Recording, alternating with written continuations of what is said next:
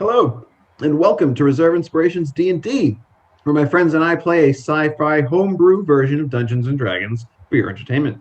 My name is Aaron, your Galaxy Master, and I am joined this evening by my friends and players, Priya, Kayla, Mike, Sarah, and Lauren.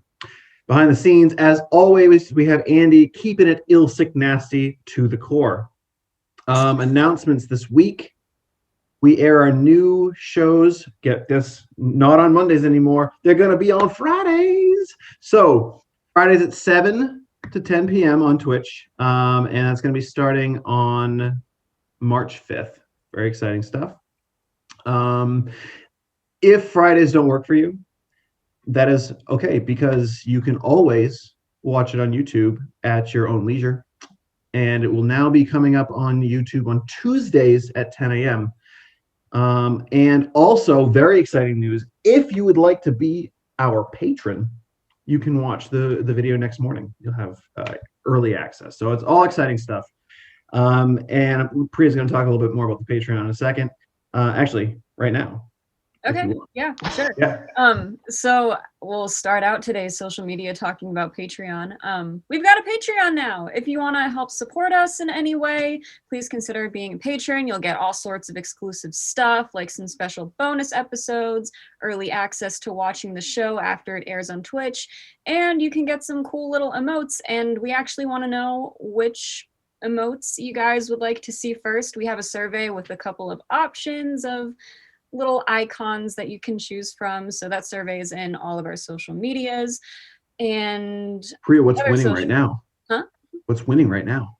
The coffee cup is winning right now. Oh, Heavenly Roast Coffee Cup. All right. Yeah, what are some of the other ones? We have, what do we got? Yeah, there's Kubrick's hat, Minerva's mask, Emmy's talking sword, Zox's journals, Nessie's wrench, and Tita's bong. And then the coffee cup that unites them all is winning currently. But the voting is still open. Let us know, for you patrons, which emote you would like to have access to first. And we're planning on releasing a couple of them like every once in a while or so. So eventually all of them will appear. It's just, what do you want to see first? That's it for Patreon. Our other social medias, you can find us on Facebook, Instagram, Tumblr, Twitter. Just search up Reserve Inspiration. We should pop up. Give us a like and a follow. Keep up with what we're doing. We also have a Discord server if you want to have a chill time, talk about D&D. It's great. The link to that is in our Twitch, as well as our social medias as well. Come and stop by if you'd like. And I think that's it for social media. Today's space fact is pretty small, pretty short and sweet. I feel like I tend to ramble sometimes with the space facts, so we're going to cut it down a little bit today. So, 1 million Earths can fit inside the sun. Ooh. There you go. Like that's so many. Like that's I can't imagine a million of anything. Yeah, you know, Priya, the thing is, when you ask a lot of people what is larger, Earth or the sun, you'd be surprised to hear some of their answers. Would you? Yeah. Who are you asking? Trust me, I've seen surveys on that, and I'm just like, I'm flabbergasted by how crazy and uneducated some people can be. But nonetheless. Well, the sun is 1,000,000 times bigger than the Earth. Make no mistake. All right. So also very exciting news. The Adventures of Plonk, a mini-series spin-off of this campaign, is going to be beginning on Wednesday, March 3rd at 7 p.m. It's a little shorter than our regular episodes of our Reserve Inspirations D&D. And yeah, they should be every Wednesday for about 10 episodes long. And they play on Wednesdays, and then you'll be having the regular show on Fridays. So you'll have so much content to be watching during the week. It's going to be, it's going to be fantastic. But other than that, if you liked Christina's character Plonk, you want to check it out. We have a couple other fun characters that are going to be joining her. Definitely check that out. Do we have any other announcements, guys? Oh, me. Oh, I would do. Yes, I was going to say, would you like me to begin with it? And sure, then you sure, can, yeah. All right. So get ready. We're going to go back in time into what, 1992? Would you say? Maybe not. Maybe a little later. Yeah. around there. Lauren, my wonderful friend and roommate, knows how much I love Ninja Turtles, so she decided with Perler beads, she made me this Donatello Ninja Turtle Perler bead thing, and I was very impressed. So I wanted to show it off, even though it has nothing to do with D&D or what we're doing. But Lauren, I know that you made another one as well that you want to show off. So for our behind the scenes, man, I made something special for Andy, and I actually love it so much that I'm gonna make myself one.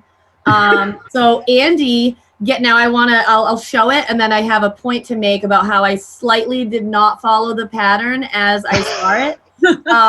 So I made Andy a little Bob Ross. And I don't know if you can really see, but in the pattern, the color palette had like teal and pink and things that just Bob doesn't use. So I made sure to only use the colors that he has. So we have like the blue, the brown, the red, the orange, the yellow, the green, and the white. So that way it's legit the one, titanium white. Get your titanium white. So here's this little baby Bob Ross. I love it so much that I want one. And yes, I flew back to the 90s yesterday, and that's it.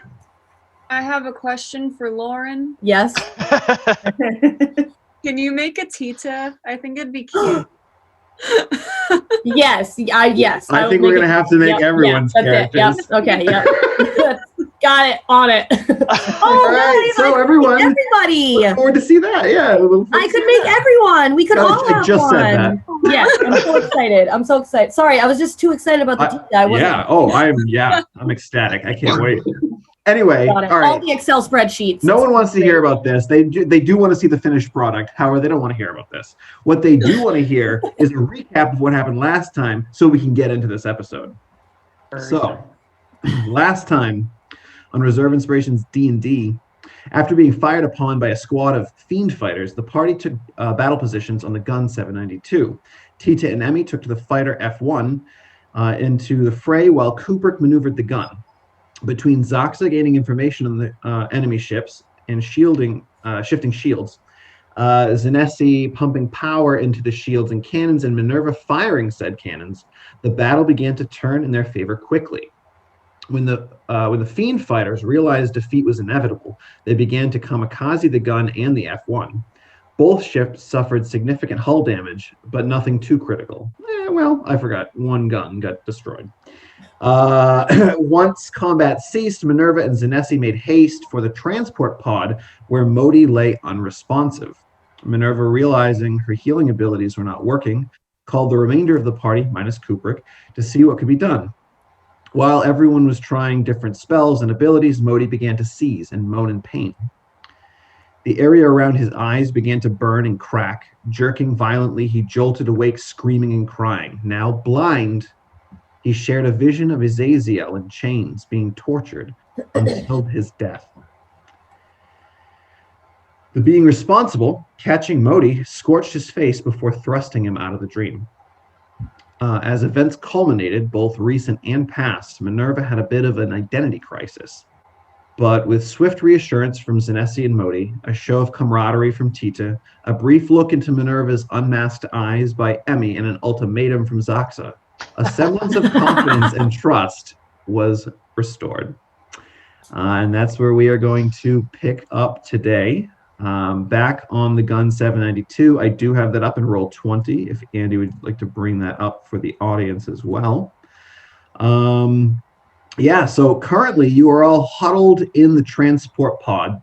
Modi is crying from his rock-like dry, cracked eye holes. Just kind of sobbing in Minerva's arms, and everyone else has kind of stood around. So I will leave it to you at this point. What would you like to do? Me and Modi are both crying, definitely. But I'm just, I'm gonna just keep him in the hug for a little bit longer. And then I think at some point she would probably just do you want to go lie down somewhere, Modi? Please. Okay. I can guide you to your room I'm assuming that you still can't see anything. Yeah, no, I don't know, it's all black. All right. We'll figure out what to do after you rest a little bit. I'm gonna I'll help him stand up and just start heading to his room, I guess. Yeah, you can get him over to the steep stairwell that leads up to the engine room. You can kind of guide him up there and up into his room, which on the ship now is labeled. Everyone's room is labeled. It's exciting news. Yeah, so we'll bring Modi over there. What is everyone else doing while Minerva and Modi head to his room?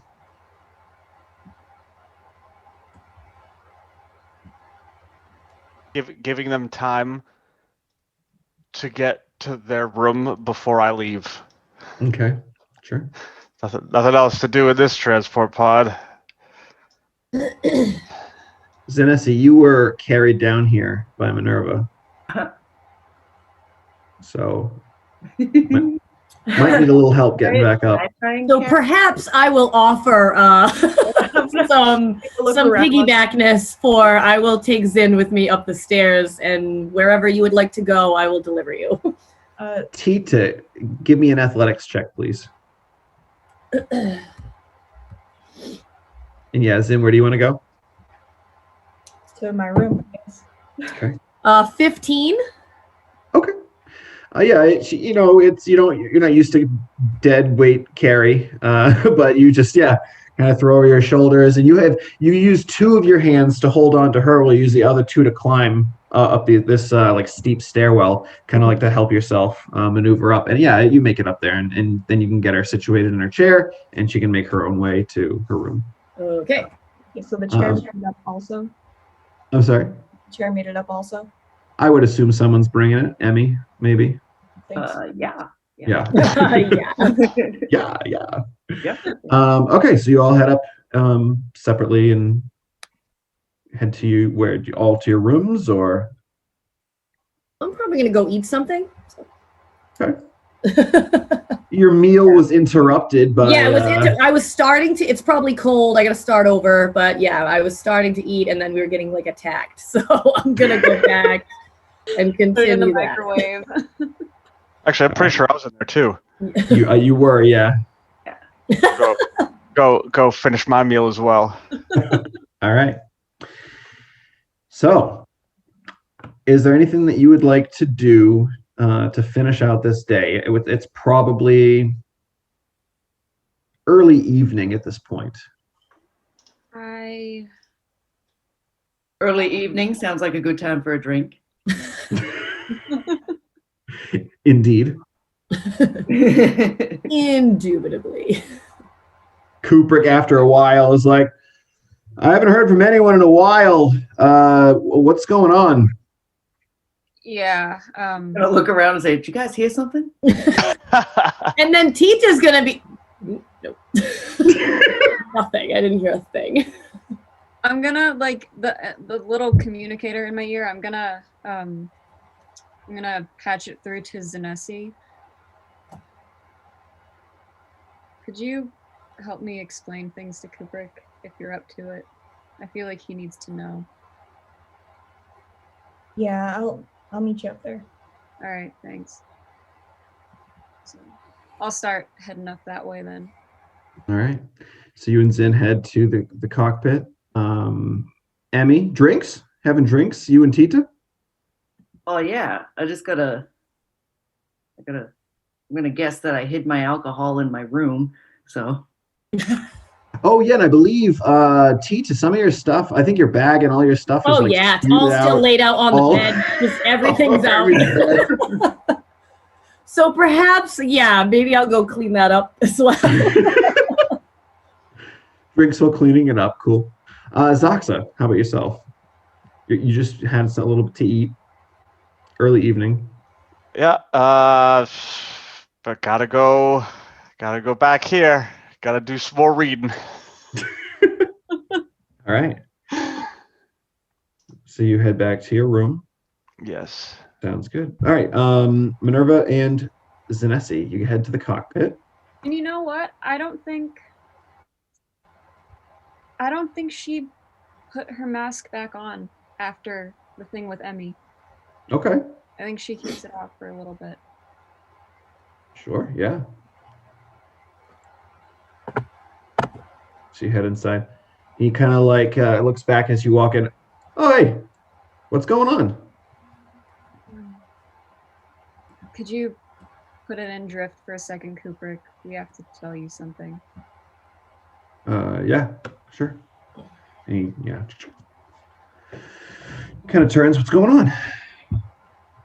She'll take a seat like in the other chair in the cockpit. You remember I told you I would let you know if I found out anything about Azazel? Yeah. Well. Yeah. Modi had a vision.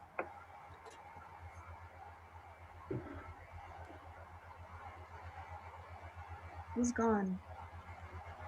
Kubrick. Modi's gone? No.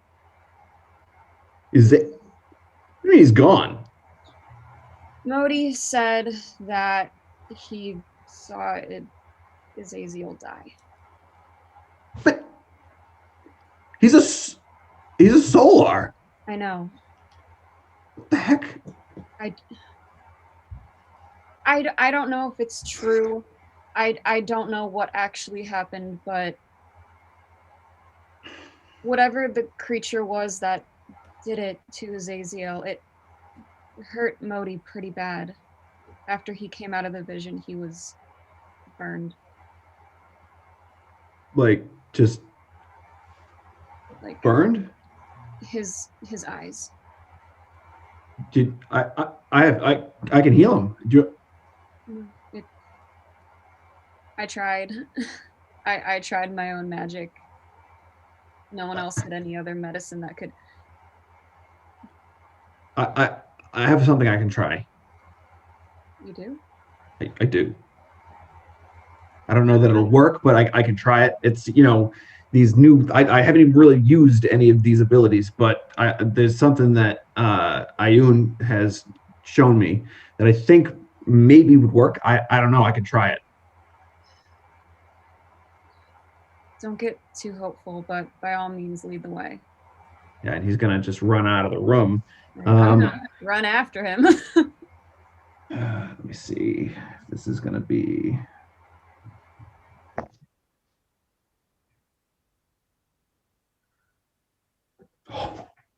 Okay. Yeah, he runs. As he's going, he's like, "Where is he in his room? Where is he?" Yeah, his room.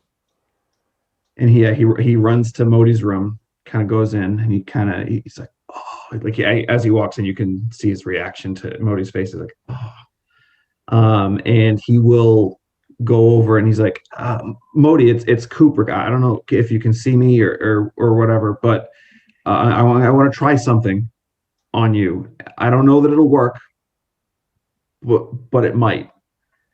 And he just kind of puts his hand up on Modi's face, just kind of like just covering up over the eyes and the cracked area. And you see this golden glow begin to fill, and you can see Modi's eyes that were once this black color begin to change back to his normal eyes. The stone cracking around his face is still there, but the black inside of his eyes goes away, and his normal eyes are now seen once again. And he's like, "It's coming back, Kubrick! It's coming back! I can see!" Yeah. What did you do? How did you do that?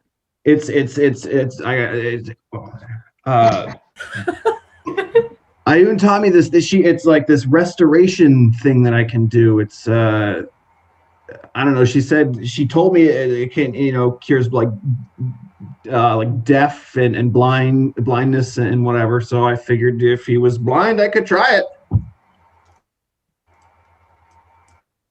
Can I pick him up and give him a hug? and you are much stronger than him. There's no contest there. He's like, oh, you can squeeze him. Oh, you are more useful than you seem. Thank you. It's a compliment. I put him down. I'm not good at saying thank you, but thank you. Well, I'm just glad I could help. And Modi kind of puts his hand on Kubrick's shoulder and thank you so much, Kubrick. I didn't know. That was a little scary for a time. And he kind of like feels his face. He's like, oh, it feels like it's still bad, but how does it look? And he like turns to you, Minerva. I mean, you don't look worse than me. All right, well, I guess I'll make my way to the bathroom now that I can see, and I'll take a peek in the mirror. All right. And he begins to start walking down the hallway. Zin, did you come with us when we went to Modi's room? That depends. Does somebody need to fly the ship? It's on drift right now, so unless there's like some obstruction, you should be fine. All right, cool. Then yeah, I came with you. I guess I just kind of looked to you, and then I looked to Kubrick. What do we do now? Is there anything we can do? I don't fully believe that Azazel's dead. Because like you said, Kubrick, he's a solar. Like I can't really think of much else with more power. And then as you say that, he kind of forgets about the whole Modi situation and comes back into the Azazel situation. And he's like, you make an insight check, actually. Oh, okay. You can as well, Zin, since you are there. It's a 10. Ooh, hold on. 7 plus 3. Oh, that's an 18 plus 5. Minerva, you don't quite pick up on it because you're still kind of like looking back down the hallway at Modi as he's kind of like, slowly walking down the hall and whatnot. But Zin, you've kind of been keeping an eye on Kubrick since Minerva had talked to you earlier that day, or the previous day actually, to just kind of keep an eye, chat with him, see what you can figure out. You've been kind of watching close, and you can see that when Minerva starts talking about Azazel again and how he, his death, or it's possibly he's not dead, you can see that there's a realization in Kubrick's face that he goes from worried about Modi to, wow, I can't believe that would happen to Azazel, to, oh, I'm screwed kind of look on his face. And he's just kind of like,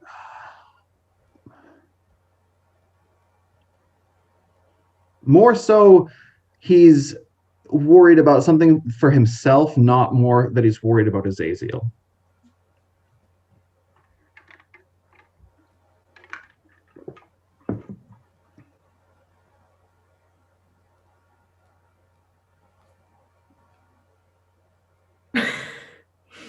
Not do anything, say anything. You don't have to say anything. You can just hold on to that. It's up to you.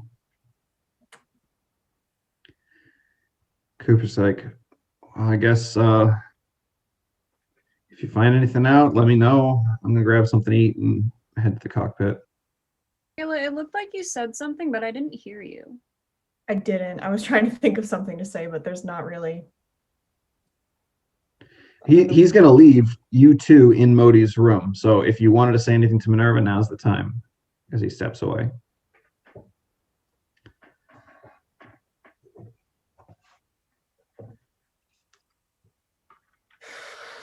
I don't. Do we know? This is to Minerva. Do we know where Kubrick even came from? Like, why is he here? The way I remember it is that before Azazel had us pluck everyone from the moment they were going to die, he just said he'd be sending a pilot our way. I believe the way he said it was someone he could personally vouch for or endorse or whatever. I forget what word he used, but it was Kubrick had his seal of approval, I suppose. He didn't say much else. He didn't say anything else about Kubrick. Hmm. Why? What's up? Have you found out something? Not yet. But it's kind of like you said, he's a more than everybody thinks, I think. He seemed obviously worried about Azazel, but it seems like something deeper than that.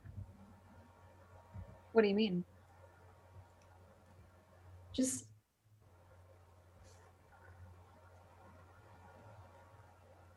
knowing that Azazel trusted him so much, I'm wondering what kind of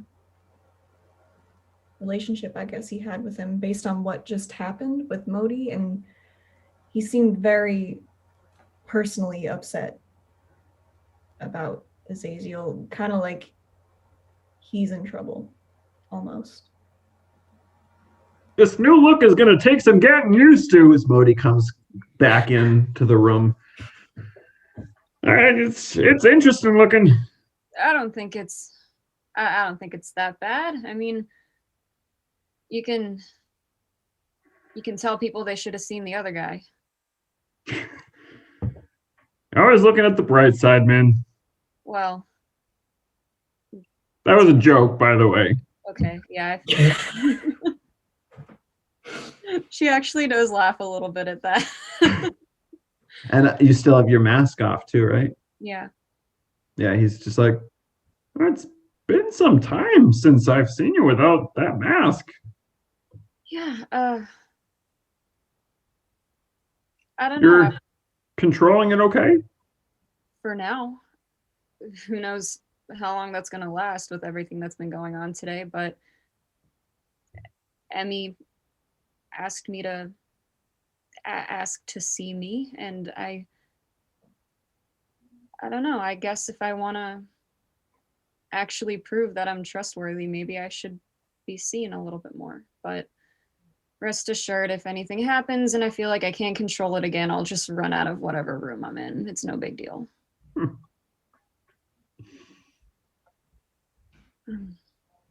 Modi, do you know anything about Kubrick? What do you mean? He's a good pilot.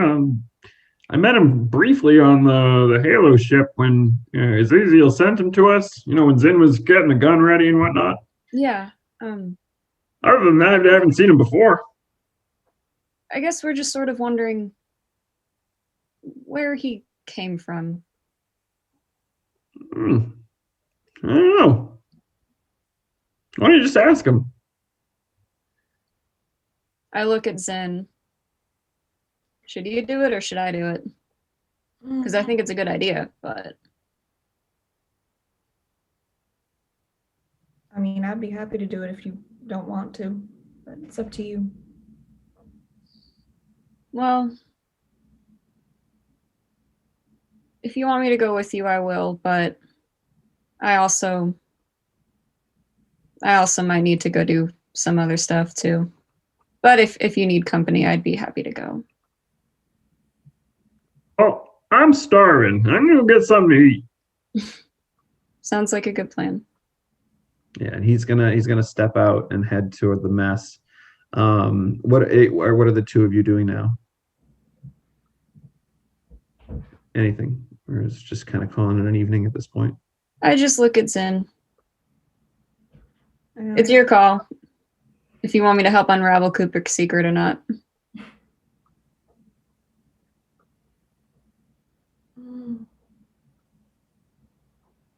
I don't know. I was planning on staying up late anyway, so I can just go. All right. Yes. Well, if you're going to handle that, I have some other stuff I could probably take care of. You've got enough on your plate already. Well, if you need help, you know how to reach me. Sure thing. He's All gonna right. zoom. Zoom. So Emmy and Tita, on your way to Emmy's room, as you're walking by the armory to kind of go down your side hallway, one kind of pops his head out, Gherkin. He's like, "What's all the ruckus going on out there?"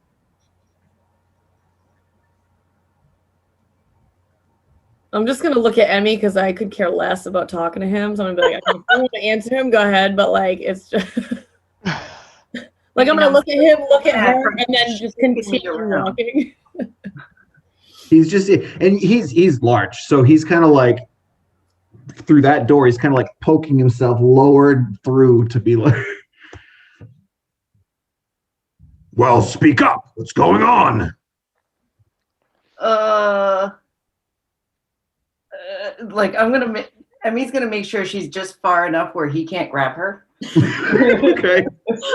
Because she's kind of having PTSD at this point. You know. But she's gonna say, I think somebody important is no longer important. What? I'm gonna look at you and be like, good one. Smooth. Who are you talking about? The good Azazel?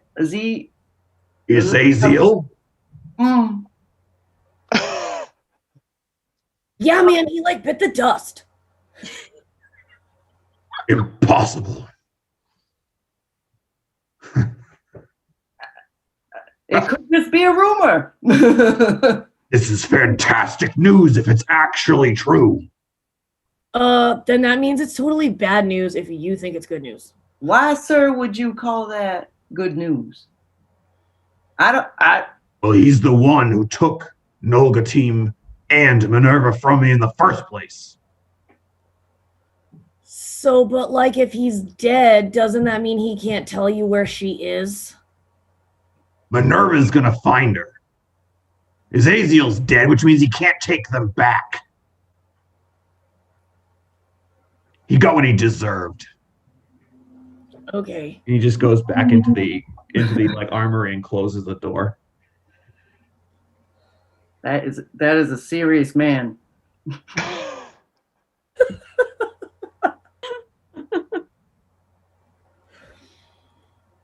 All right, so you make your way back to Emmy's room. Yep. I'm just gonna start packing up all my stuff that I spewed all over the bed. Yeah, Emmy, when you get inside, you see McDagger. He's curled up on the pillow, just chilling. He just kind of like pokes his head up lazily. Hello. I'm just gonna rest it back in his little sharp claws. Do I still have any lamb chunks for him? Yeah, it's probably getting a little rancid at this point, but yeah. Oh, God. Well, he's gonna eat it sometime. All right, I'm gonna. You take it out, you smell it, you're like, oh. Well, he's like, Oh. Wouldn't it be nice if you cooked it with your flames? Oh. Then I'll just put some in my hand, and then I'll just go. Just give it a nice little singe. Not too well done. And he just he just goes back to laying down. Very good, very good. No news to report, my tiny friend. I see you haven't moved. He's like, he just kind of like looks at you. I have been keeping an eye on that big guy. Nothing to report. Yeah. Very nice. Speaking of rancid meat, yes, him. I think I did get him something. And then I'm gonna reach around and find the little thing of gruel that I got for him. Yep, okay. And then I'm gonna look at Tita, take a big breath in, and then go out of the room and go to the armory for a second.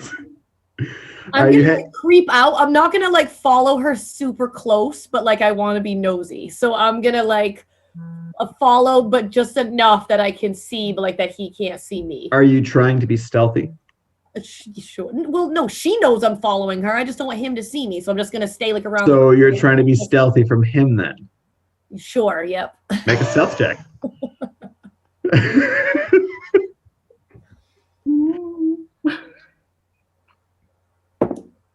Don't forget, you all have ifs as well.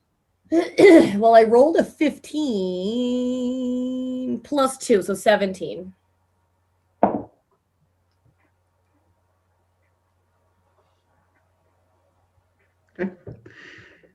He doesn't even notice Emmy walk into the room because Emmy, when you walk in, he's got one of his big fists on like the back of the dummy's head, the practice dummy, and his other hand is just punching like just the stomach of it.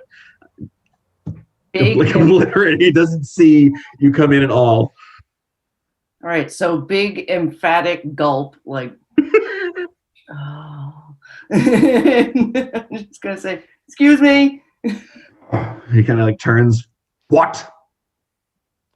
I don't know much about you, sir, but it seems like you take a lot of things seriously, food included. I'm just gonna. He like kind of like looks, like drop it and then like run back. picks it up. Gruel. May it be no reflection on what I think of you. Thank you. Okay. He puts it down and turns back to the dummy and then just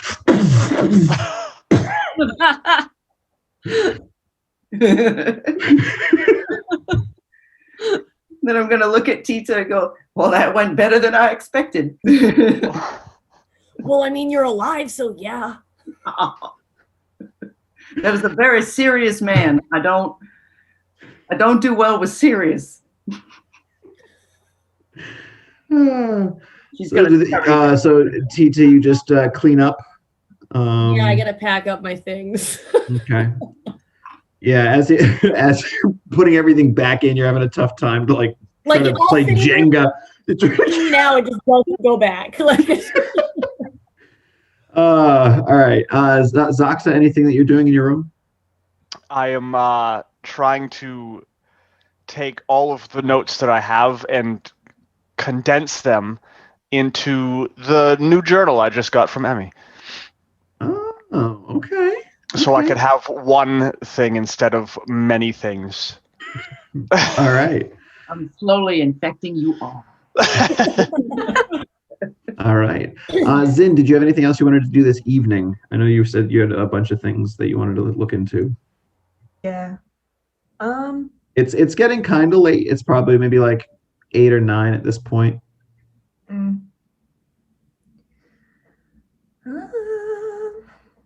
Like for things, short period things would probably be if. Oh, did you have any tools you want to switch around?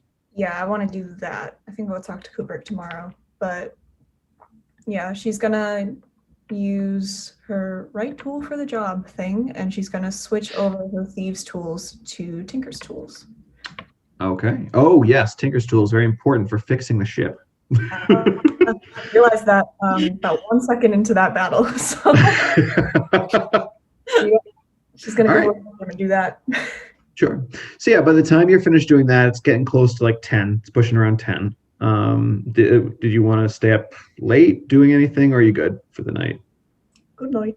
Okay. Anyone else? Any last minute evening things you'd like to do? Zox is going to bed. There we go. I think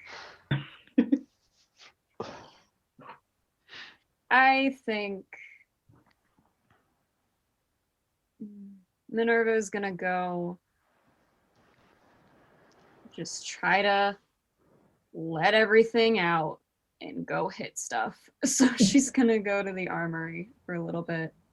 Yeah, and you head inside, and when you get there, you walk in on Gherkin. He's there. The dummy, the fighting the practice dummy is destroyed when you come in, and he's just sitting on the ground, knuckles bloody, just sitting next to the broken dummy. Are there any other practice dummies in here? Probably not. No.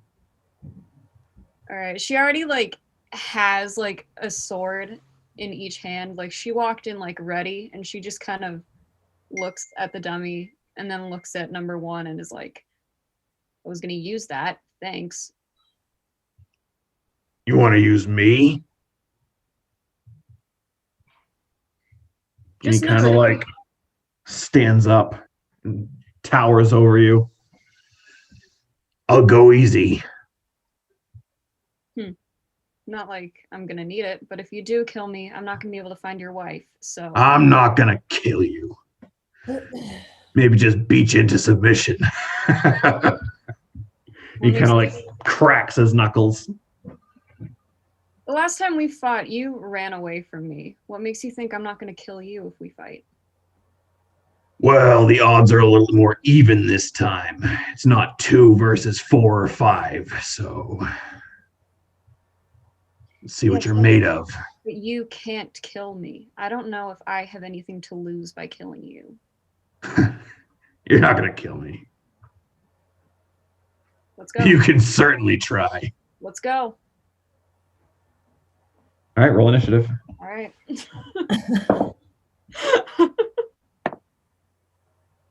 Okay, 13 plus 7. Okay, yeah, you go first. Awesome. He just kind of like holds his arms out, just letting you take that first hit. All right, and it's going to be the first 4 hits because I get 4 attacks on my first round. So here we go. All right, the first one is a 17 plus 7. Second one's a 15 plus 7. The fourth one doesn't hit. That's only a 3 plus 7, I'm assuming. What was the first one? The first one was a 17 plus 7. Okay, so we got 2 so far. Yep. And then the last one is a 16 plus 7. 16. That's, yeah, all those hit. Only one of them misses. Okay. All right. So hang on, let me. The one that misses, you're taking your anger out and you're just going hard, and one of them just glances off of his armor, but the other ones actually make contact. Yeah.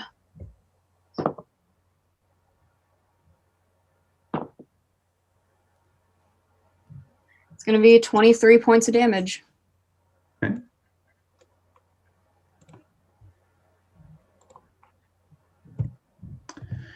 All right, he is going to.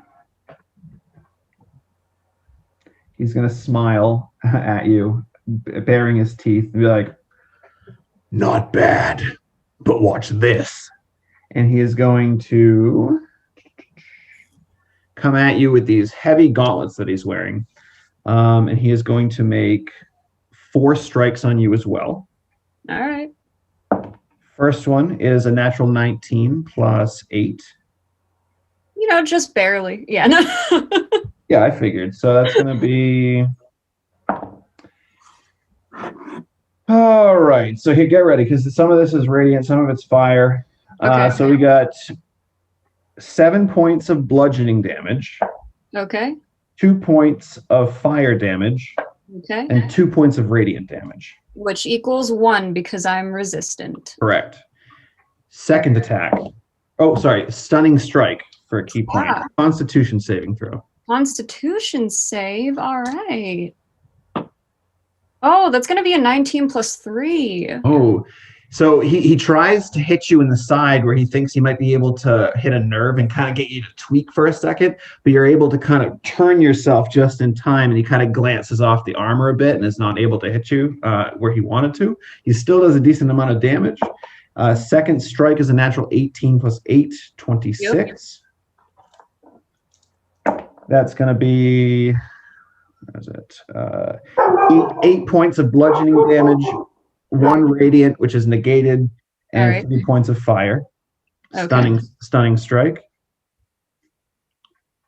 Constitution save. Constitution save. 16 plus 3. Wow. All right.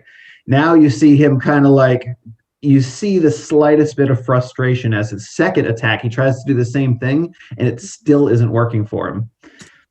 He is going to use his third attack to smash the light above so the room goes dark, and he is going to disappear and appear behind you. And wait, is he using dark vision to see me? Yes. I'm invisible. Oh! The fool! How did he not know this? So he has he thought he was going to get advantage, but he's getting disadvantage. I don't think it's going to make a difference. That's still a 21 to hit. Jesus. Okay. That is 9 points of bludgeoning damage, 4 points of fire, and for you, 1 point of radiant, because it was 2. And stunning strike once again. All right. 13 plus 3. 16. Ooh, that might still succeed. Still succeeds. All right. Final strike. All right. Oh, actually, no, he doesn't because he wasted one smashing the light. So Right. you are Fool! the fool. It is now your turn, Minerva. Amazing. All right. So, let me see here.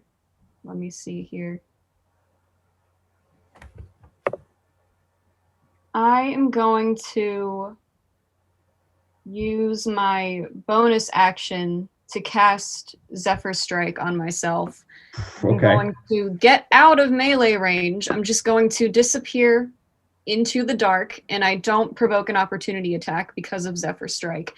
And I am going to just take that crossbow and shoot. Okay, go for it. If it hits, it'll do an extra D8 of force damage because of the Zephyr. Nice. All right, that's going to be 13 plus 7. Okay. To hit him? It does, but he's going to use his reaction to deflect missiles and grab the bolt out of the air as a reaction. Let me just make sure that how much damage. Okay, it's a D10.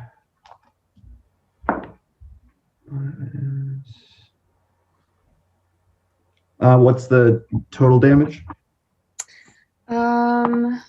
So 10 piercing, 8 force damage, so 18.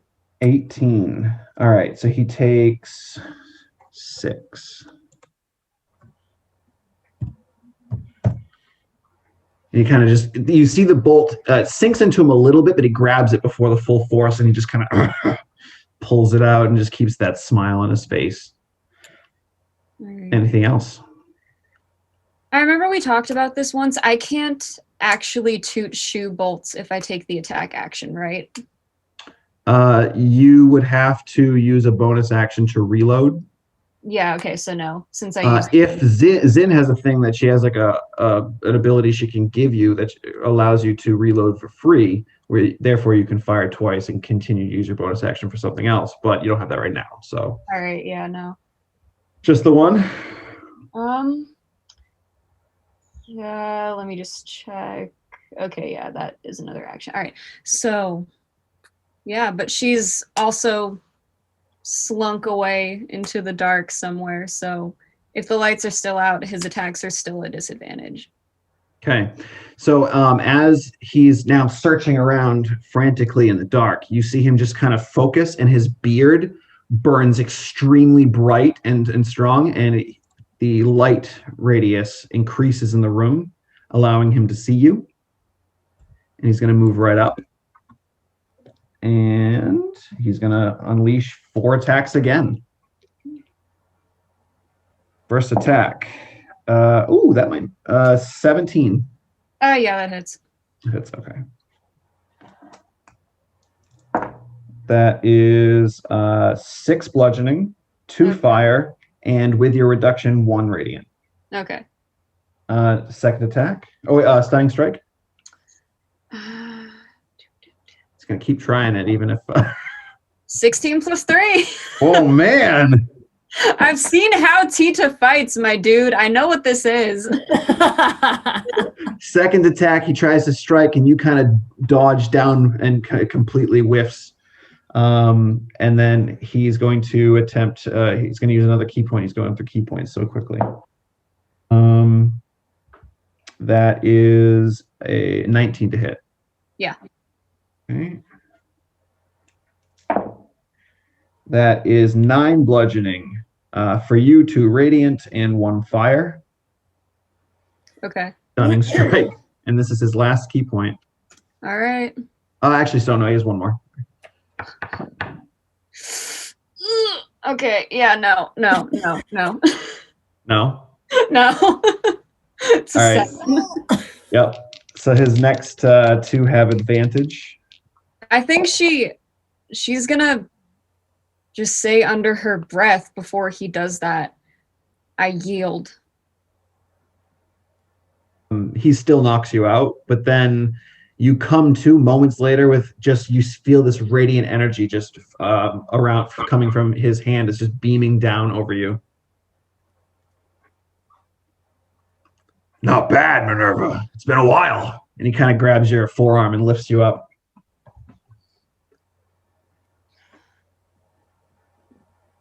Yeah. Anyway.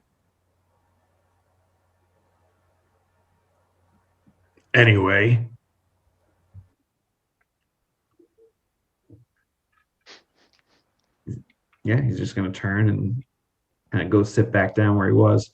He's like, he actually does look up at you and he's like, do you think we're really going to get her back?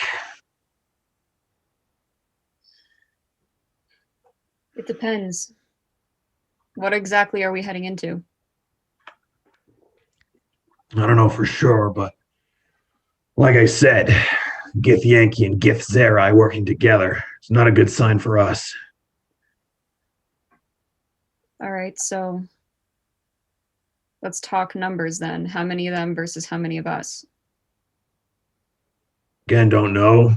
The group that attacked us, they had a large freighter of some sort, had guns, but not really sure exactly what. But there was a ton of little pilots that we couldn't, they destroyed our ship too quickly. We didn't really have enough firepower to deal with that many of them.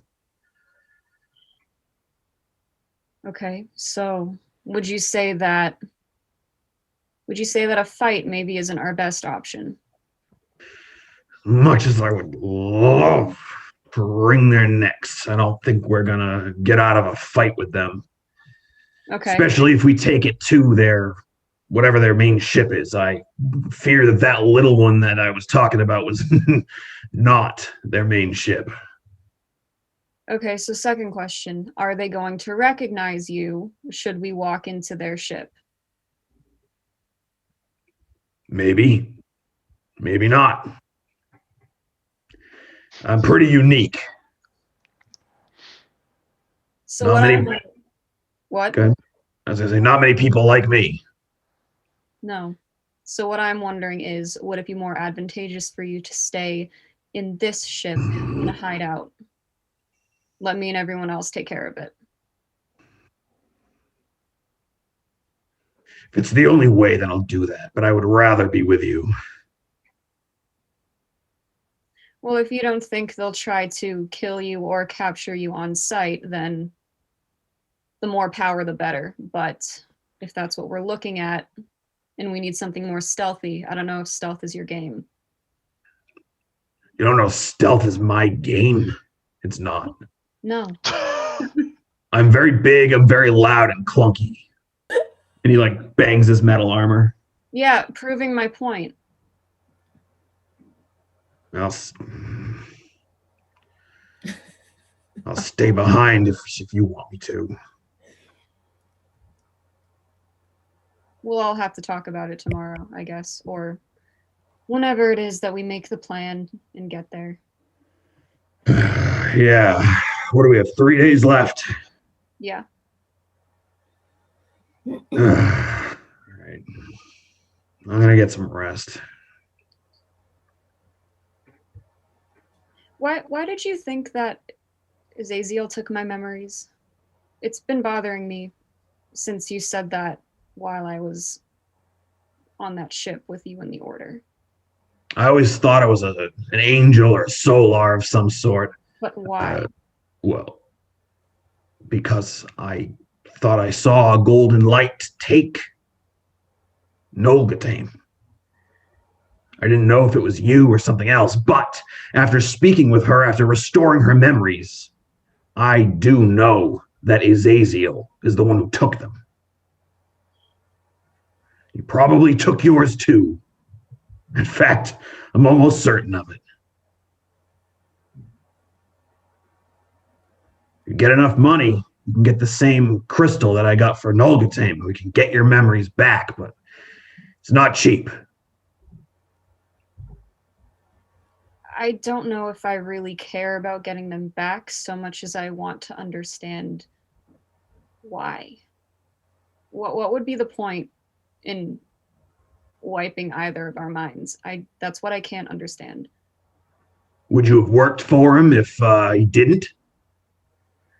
I mean, if someone approached me with a job offer like a normal person without some sort of manipulation tactic, then yeah, sure, if it paid better or if I thought I could get something better out of it. Didn't know you were a traitor, too. Who said that? Who said anything about me being a traitor? Just gonna take another job when you're supposed to be working with us? I mean, it's not like I would have it out for any of you, or at least back then I wouldn't. Yeah. I've always kept my eye on you, even before all this. Why? Yeah, you're like me. You can hide in the shadows, and I forgot about it. You used your beard to turn the lights back on. How good at hiding in the shadows are you? I can turn it off, too. You clearly don't remember that either. And you see him just kind of focus for a second, and the glow just fades all the way out, just into a regular red beard.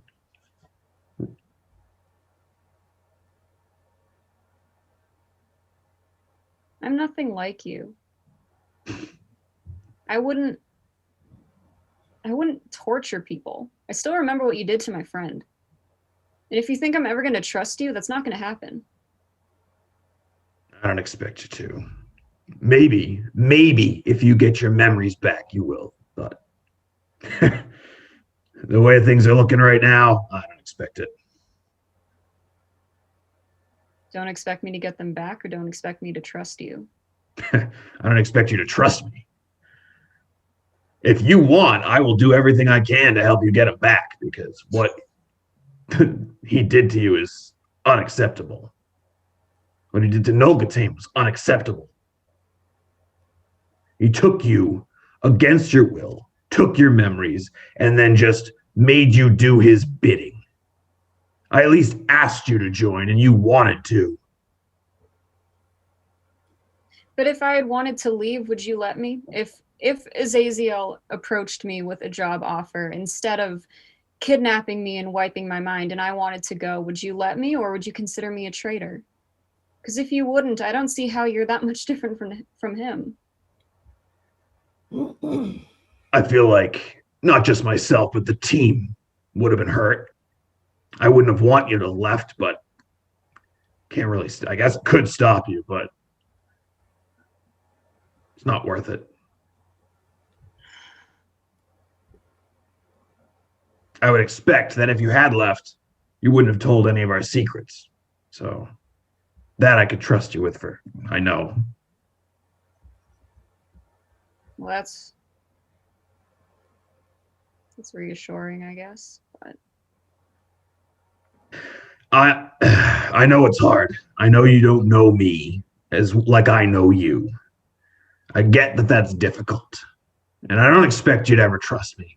I'd wager to bet that you don't know me either, though. I'm not exactly the same person I was when I left the order, whatever it was I was doing there. And I'll say, especially since you're not wearing your mask, it's the first time I've seen you without it, other than when I ripped it off your face. What about it? Interesting. Used to walk around without it all the time.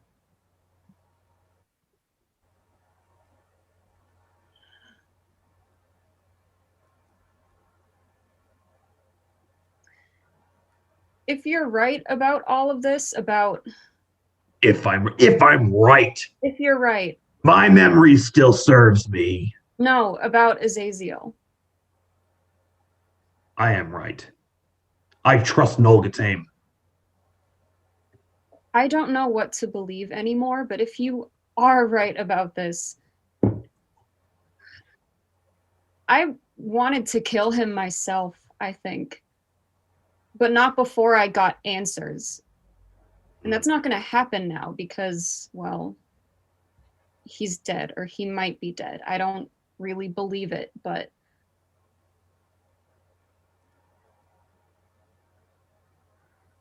Well, if he is dead, there's certain magics that if you can find his body, you can speak to him. Maybe you can get a semblance of answer from that, but you have to find him first. What kind of magic? It's semi-powerful divine magic. Nolga team, she can do it.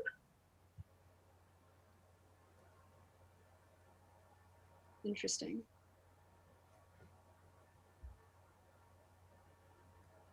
Okay. I'll keep that in mind in trying to find her then. And I'm not making any promises that I can get her back, but I will do my best. I know it's a long shot, and I appreciate you doing it. It's not an easy relationship we have, Minerva, and I understand that.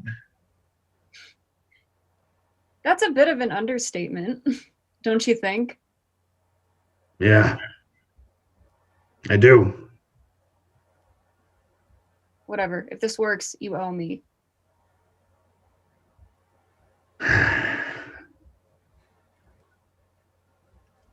about this? You get Nolga team back. You find Azazel's body. I make sure you get the answers that you want. Why don't I get her back and you go find Azazel's body? I've got a bunch of other stuff I'm busy with. It's not going to happen. I'm giving all this up. I'm done. I'm not losing her again. Then don't take her with you.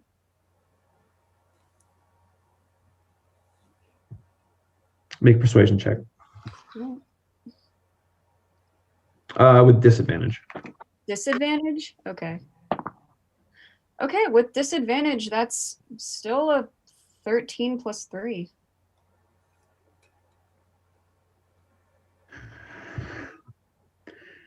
When we get her back, I'll discuss it with her. No promises at this point. No promises on my end either. I think she just walks away. Yeah. Okay. All right. You head to bed. He heads out, waiting until you are out of sight. He will then head out. Any last things that anyone would like to do this day? Okay. Morning comes. What were you going to say? Go ahead. There's one thing I need to do before I go to bed, and I know it's not going to work. Sure. But I need to do it anyway. She will get to her room, lay her mask on the bedside table or whatever, and very carefully and very deliberately, she'll just kneel in front of her bed, and put her hands on her knees and bow her head, and she just says,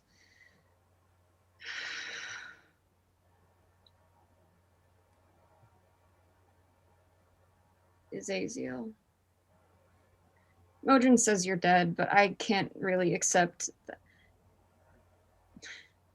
You can't be dead. You don't get to just leave.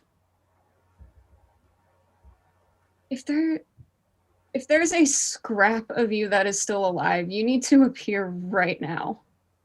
Please. I don't think I've ever asked you for anything else. And she'll kind of just stay crouched for a few moments, and then she'll go to bed. As you are kneeling there, hoping.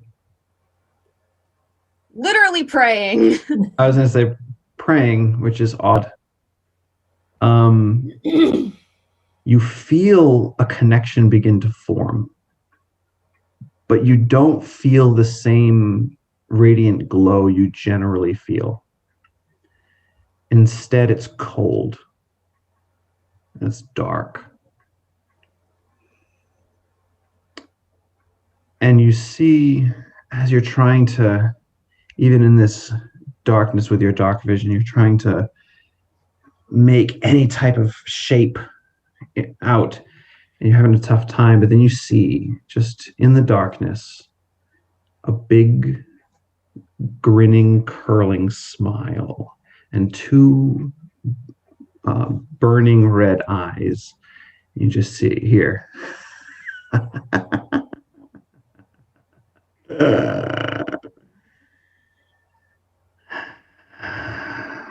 And the eyes, you can just feel them piercing into your soul. And then you just out of it. And you're kind of just, did that just happen? What was that?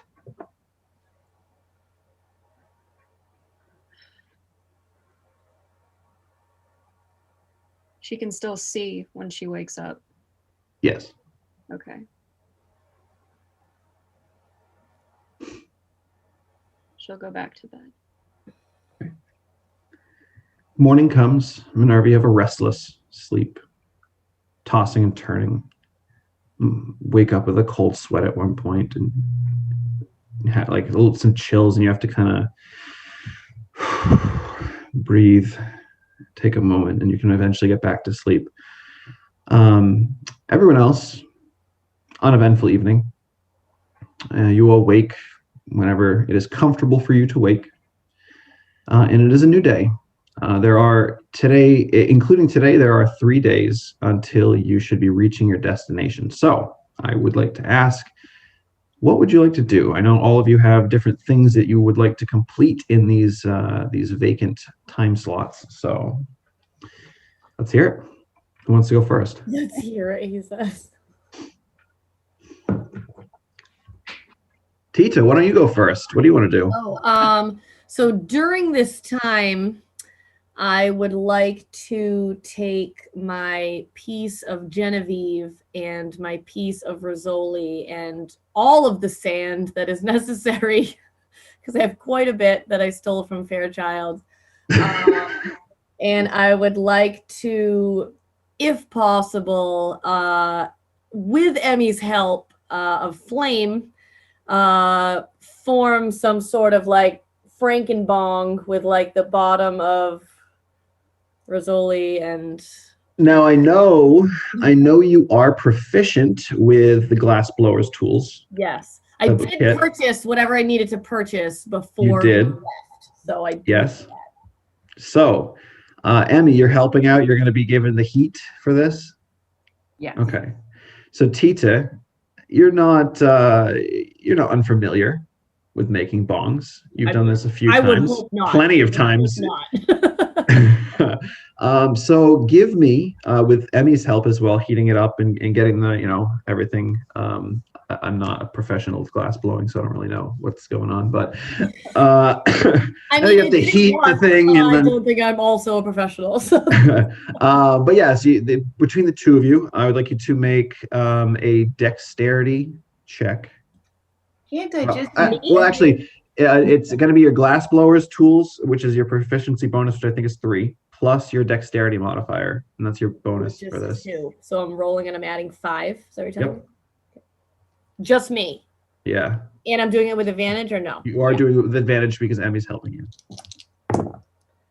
Plus what? We said 5? Mm-hmm. 17. Okay. Yeah. I would say with the 17, you're able to take the 2 pieces. I think you had the neck of... Yeah, I had like the base of one and then kind of the neck. Yeah, so but with those 2 pieces, you can kind of form the pinkish colored glass with the other one was blue, right? The bluish. Yeah, one was like purpley pink and the other one was blue, yeah. Yeah, so you get those 2 colors kind of swirled together, and then you use the rest of the sand you stole from Fairchild, adding a little bit of like a clear like golden tint to the rest of it. So you've got like a little bit of pink purple, you get a little bit of blue, and now you've got that golden sand tint throughout. All you have left to make is just the little what's the little neck, like the little mouthpiece. Yeah, not the mouthpiece, but the thing you light. Oh, the slide. Slide. That's all you have left. But this takes you some time today, a few hours to get it right. So we might come back to that, or maybe another day to finish up the last little bit. In the meantime, we're obviously doing other drugs and drinking, obviously. So. Oh, I wish I had known, because that would have affected the rolls. No, like you gotta start. Super advantage. Yeah. Advantage. Even more advantage, because when I smoke, I'm obviously more proficient in everything. So. Well, for Tita, yeah, wave the iron lung, sure. Yeah, I know. Usually helps out your focus and all that, your key. Great. I'm in the zone. I'm totally. So while the two of you are doing it, where are you doing that, by the way? What seems like an appropriate location so we don't burn anything down? Because I feel. Good question. Yeah, probably. What would Tita think is it appropriate? Yeah. So not in my room, I guess. Yeah. Like the mess hall area, maybe? How about the broken shower? Oh, sure. Yeah, let's be weird. Where is Let's that? be weird. We're gonna both just go hang out with me in the broken bathroom. Let's go. Totally normal. Yeah. Totally normal. Oh my God, while we're waiting for the glass to cure, can I start digging my secret tunnel into the stairwell? Yes. Give me an athletics check just to see how much progress you can make. Also, everyone, give me a perception check. Oh God. Hold on. All right, I rolled in. What did you tell? Athletics. Yeah. 18 plus 4, so 22. Yeah, you're hammering away at this thing with your Great. pickaxe, just trying to get through. All right, what do we get, Emmy? Perception? Yeah, Tita, you don't need to roll perception. You're the one making the noise. Oh. Oh, 22. 22, Zaxa. 14. Minerva? 9. Zanesi? 17. 17. All right. So everyone except Minerva is like, Minerva, you must be deep in thought. Who knows what you're doing? She is. But you all hear this loud, like, pink, pink, pink. And you're like, what the hell is this? It's coming from down the hallway where the broken bathroom is. Zaxa is not leaving his room. Okay. He knows full well that is some shenanigans going on and wants no part of them. Whether being the irresponsible or responsible one in the scenario, no, neither. All right. Zen, Emmy, either of you care? Emmy's with me in the bathroom. Oh, that's right. So Right there. wait, no, I thought she was just doing the glass blowing. I didn't know she was there while you were like, oh, you said while you're curing. Yeah, it makes sense. It's curing. We're just smoking, chilling. drinking, curing, mining, whatever. I'm just gonna ask what. I don't mean to undermine your skill or whatnot, but I'm just gonna say that I'm pretty sure there's no dirt in here anywhere. I'm not sure what you're digging for. I'm trying to make a secret passageway so that way I could just get downstairs. So secret. Yeah, no one's think it all back to bathroom's Balkan back there. It's the broken bathroom. No one's coming in here. So let me get this straight. You're saying broken shower slide to another dimension. Okay, I am with this. Now I understand. Zanesi, are I'm you? just gonna shake my head like you don't get it. Like I'm just gonna like. Then are you in the engine room by chance?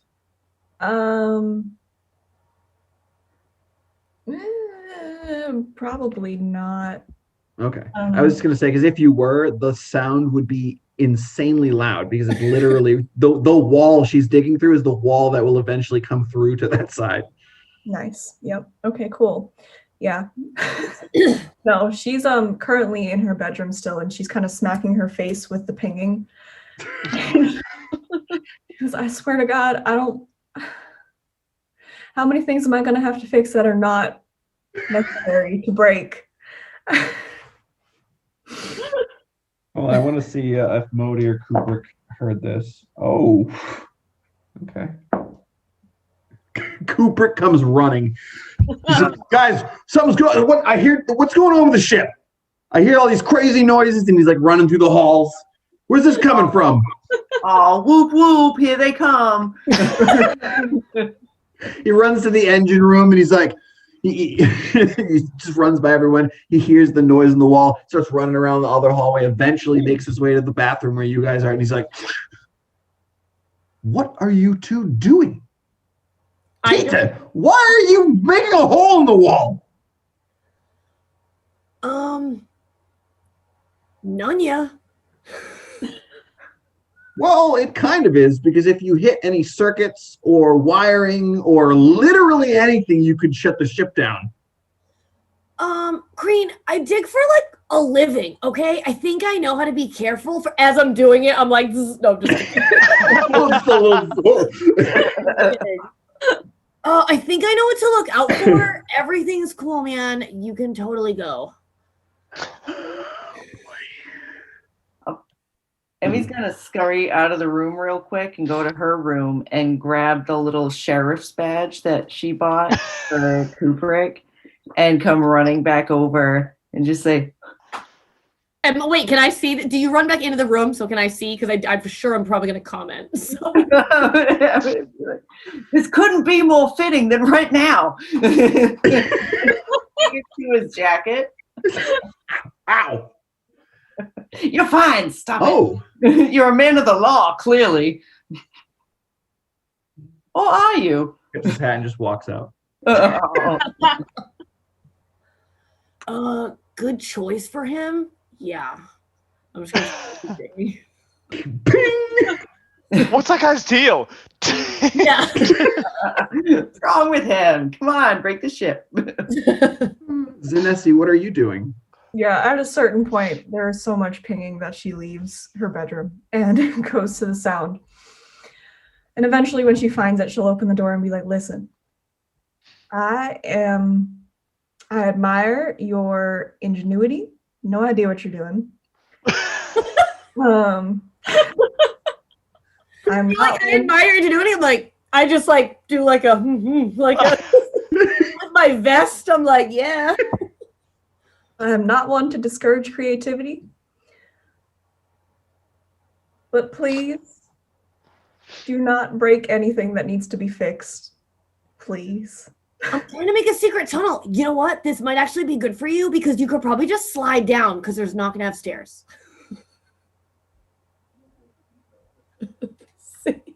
That is a good. Can it wait until I can help you and tell you where everything is so it doesn't break though? I look at Emmy like I'm just so sad that we have to stop. Yeah, I guess. Thank you so much. And she'll leave. All right, Minerva, what are you doing? Okay, so she gets up, and today is a day where the mask is back on because, oh boy. And she just like will go across the hall and just start like knocking on Modi's door. What's going on? Modi? Oh. She just like she'll go in. Just push by him. I think I saw it. Huh? The creature that killed Azazel, probably, maybe, definitely. I think I saw it. Are you okay? And he just like starts like patting you up and down, like that's what I'm trying to checking your eyes and like. I mean, I can see. Okay. She takes off the mask like really quickly. She's like, I don't think there are any new burns, but. No, it's just a normal scarring. Great. She'll put it back on. I tried to. How is this even possible? I tried to pray to Azazel before I went to You never pray. I know, I'm desperate. Okay, I tried, and well, I prayed before I went to bed, and I thought that I went to sleep, and I thought that I felt some sort of connection, maybe start, but it wasn't. It wasn't right, and it was cold, and I just remember seeing this jagged smile and these two bright red eyes. And did I do something dumb? Does it like I don't want it to be in my head and to do what it did to me. Unfortunately, Minerva, it sounds like that's what I saw. I don't know if you provoked it or I mean I didn't say anything to it. did it say anything to you? No, it just kind of laughed, and then I woke up. It's unnerving. But why would it?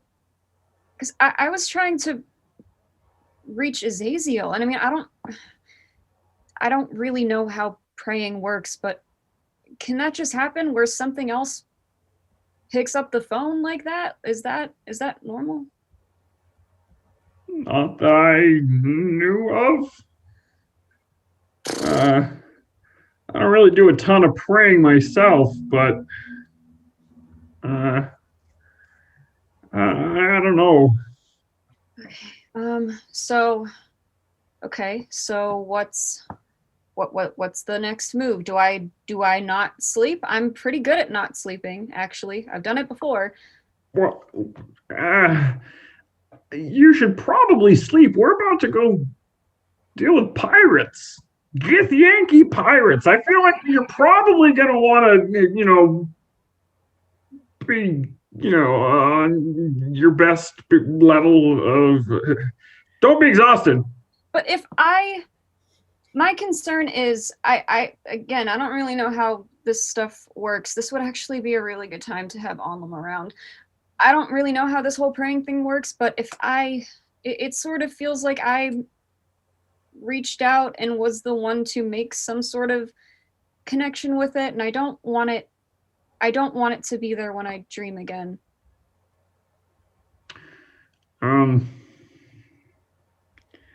If you want, I can stay in the room with you, and if you start to move around or make noises, I can wake you. I don't know. That's very kind, but I couldn't wake you up when that happened to you. I tried. I really, really tried. So I don't even know if it would work. But I guess it might be better than nothing. I don't know. Maybe I'm just freaking out for no reason, but it just... From what you just said, I don't know that you're freaking out for no reason. It's very unnerving. And for what it could do to me through whatever that dream state was, that's power that I can't comprehend. Yeah, me neither. Okay, well, I'll make sure somehow that I'm not exhausted, but we need to be prepared going into this. We need to have a plan. Yeah. We can't just go flying in there thinking we're going to find her immediately and get out. No, I know that. I don't know, I was thinking maybe once we're a day out, I can see if everyone wants to group up and we can come up with something. Because you're right, we do need a plan. But, yeah.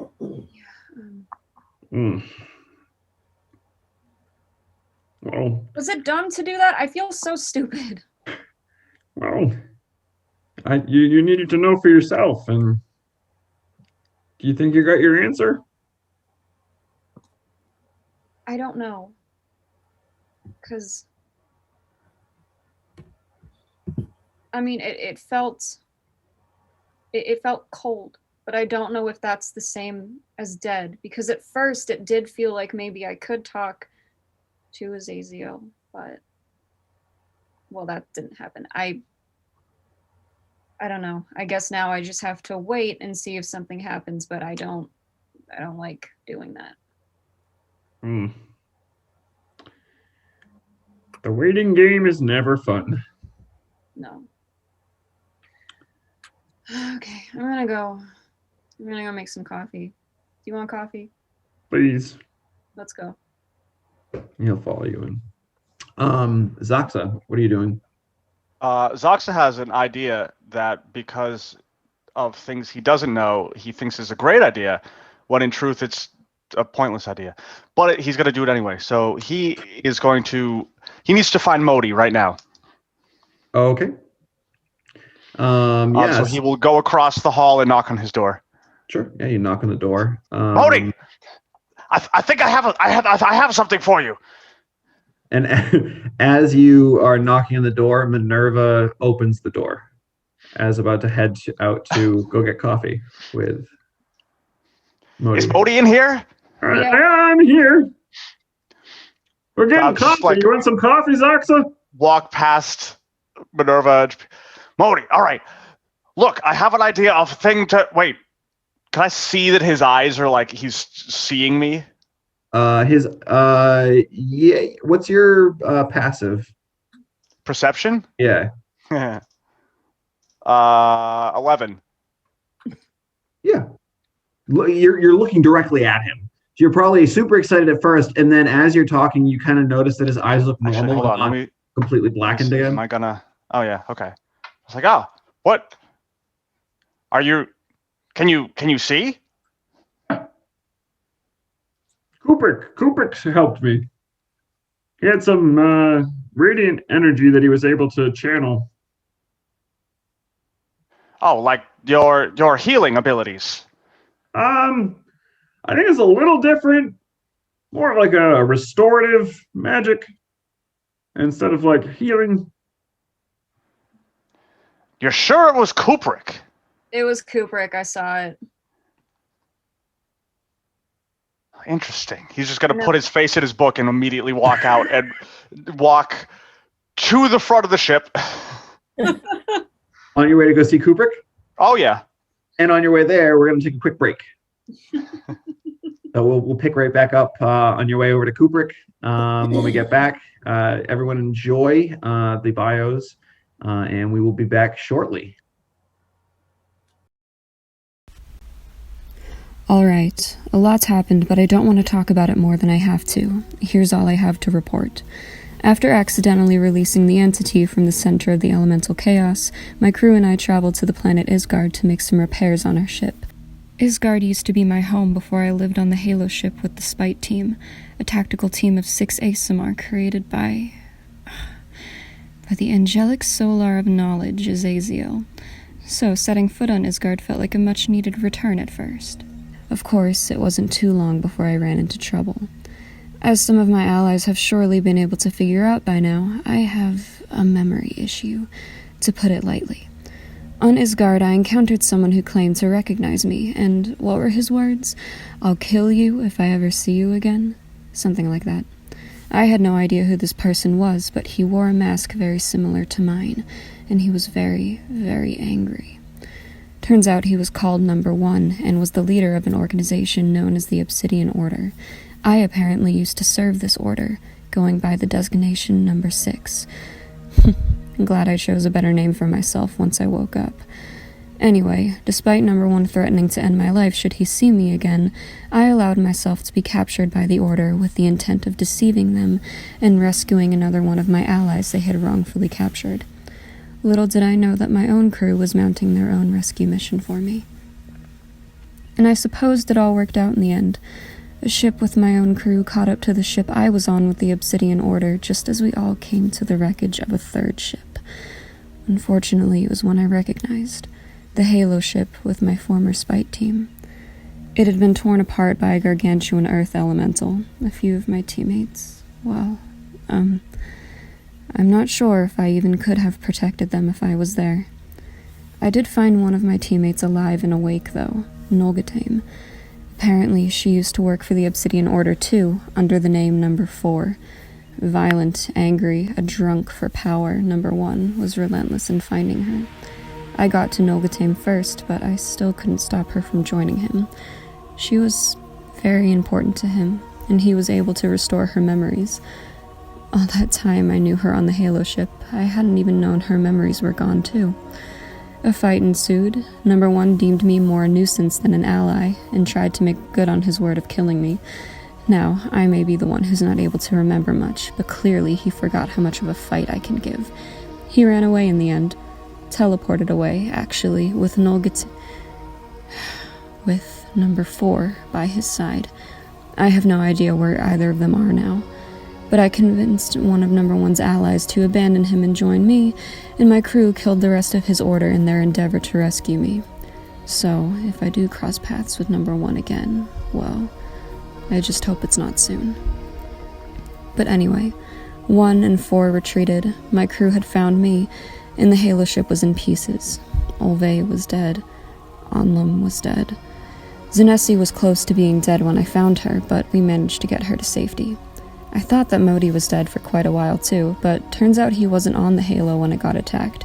He was able to regroup with all of us on Isgard, and I have to admit that having him and Zin around has been a light in a dark void. But, everything else is so dark. Plonk is no longer with our crew. She's not dead, but the entity that emerged from the elemental chaos came for her. Tita and I tried to stop it, but whatever that thing is, it's a kind of power I can't contend with. Yet. I can only hope that Plonk is okay wherever in the galaxy she is. Her departure weighs on me. I can't help but feel like I often fail to protect people important to me, or, at the very least, people I'm charged with. Some leader I am. I can't imagine what in the hell Azaziel was thinking when he made me the captain of my own crew. And speaking of, Azaziel seems to have gotten himself into some trouble as well, if the gruesome vision of him in my dream held any truth anyway.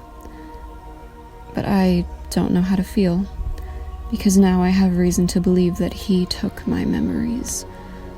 That is all I have to report. First entry off Verdalk. My life was saved today. I was teleported out of a poisonous coffin onto a ship. The ship works off the elves' magic, but it's also technologically superior to anything on Verdalk. I found a book at the excavation site, as well as an interesting bag. I believe they are both magical. More research is needed. I'm to go with these new humanoids I've never seen before. We're supposed to stop something from happening? For once, I don't know what's going on. Entry 2. The others I've been traveling with are, well, useful in their own ways. 2 fighting types and a small thief. Good for protection, I suppose. I have discovered that the book I found is a spell book. The text is difficult to decipher, but I've been fairly successful. Entry 3. We failed. The elemental chaos we were sent to protect was destroyed, and an entity of energy burst forth from it. I am unsure of what this means, but I saw the impossible depths begin to freeze over. I fear the worst. Entry 6. We've made it to Isgard. We need to get a job, to get credits, to get our ship fixed. Such things are beneath me. There are Tritons here. They might be able to tell me about the state of Vidalk. I must travel to Muspelheim, a city under the water. Entry 10. Minerva has sacrificed herself for our safe passage. Those mercenaries took her to their hideout. I don't think they know who they're dealing with, the fools. We know where they are, and we know how to hit them. I'm starting to enjoy these frivolous battles. Entry 15. We are returning to Isgard, having successfully retrieved Minerva, as well as gaining a few new allies. Captain Strang, Zinesi, and another Vidalkin, Vunisa.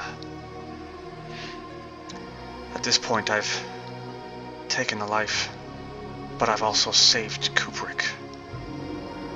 Perhaps I should leave the heroics to the fighters. Entry 20. Now Plonk has been taken by the same entity that we released. This group's failures are outweighing the successes.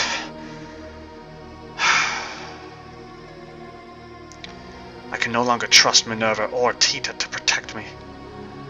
I must learn more from my book. The progress is slow, but it seems more reliable.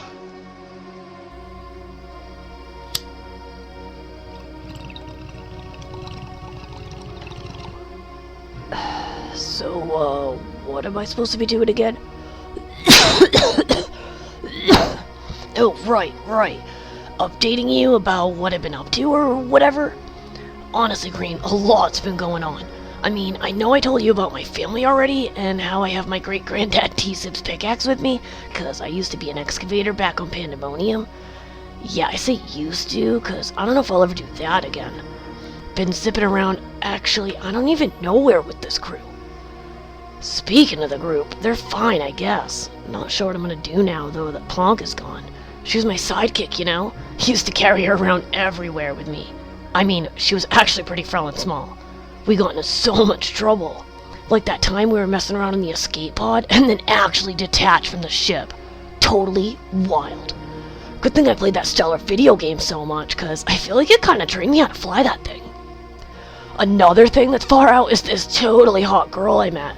And by hot, I mean she was literally made of fire. So frail and sexy, Green. Totally burned me, though. We messed around a few times, and then she just took off on a stolen ship. Guess that's why her name's Bernadette. So, I know you know I love smoking moss and making bongs. Damn, come to think of it, I've broken 2 already since I've been here, Green. Lost Genevieve early. Rest in peace, Jenny. And Riz, oh, so stellar. Rizzoli, our time was cut so short, girl. Too short. Speaking of moss, I almost forgot. I got a little daring and bought this, other stuff. A spray. Totally crazier trip, Green. We were out at this nightclub.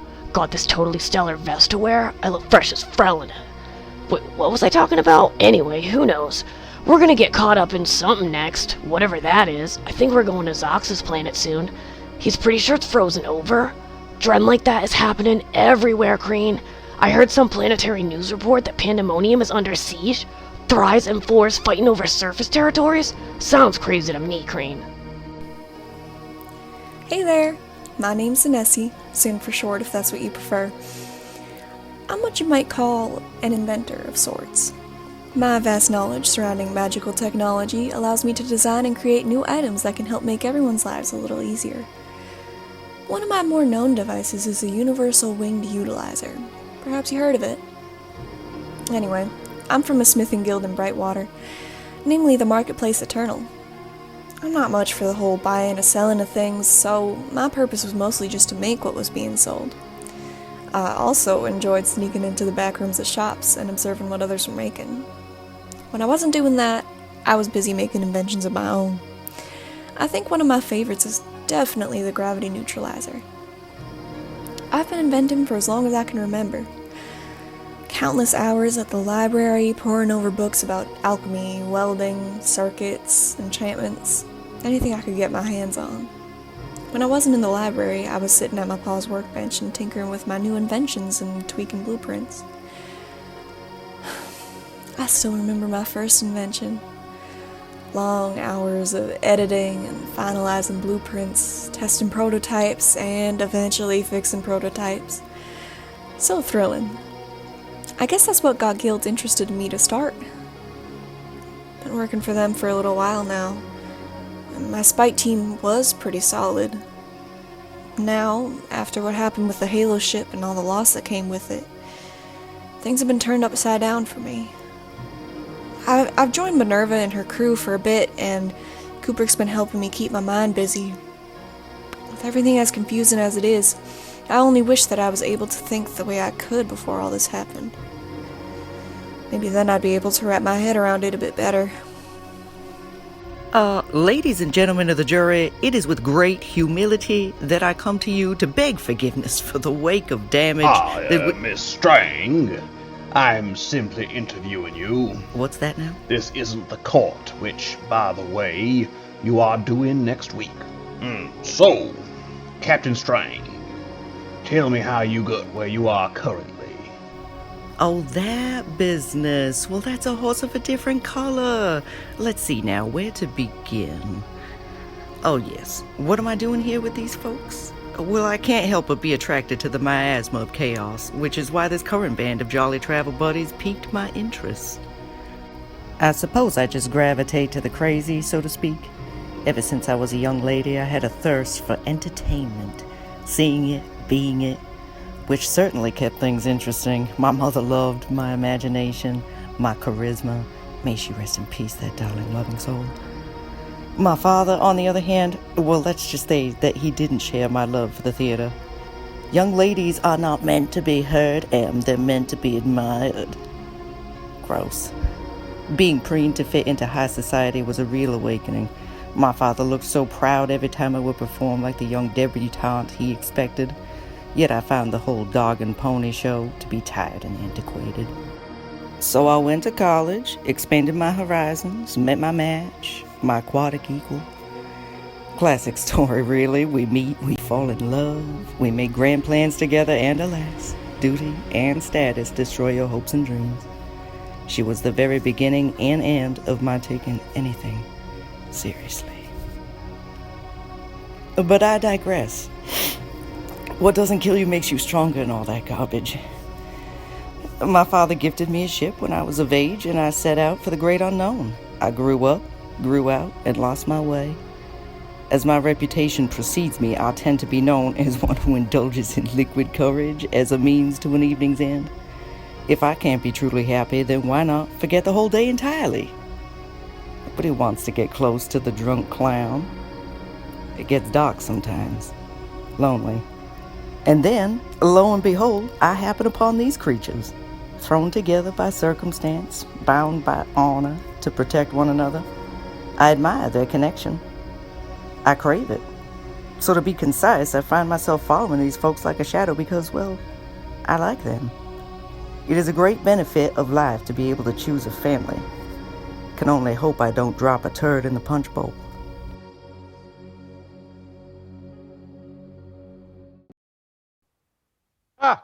And welcome back. So I believe we last left off with Zoxa learning that Kubrick cast some type of restoration spell to fix Modi's vision and has now run off to the cockpit to go see him. So this needs to be addressed immediately.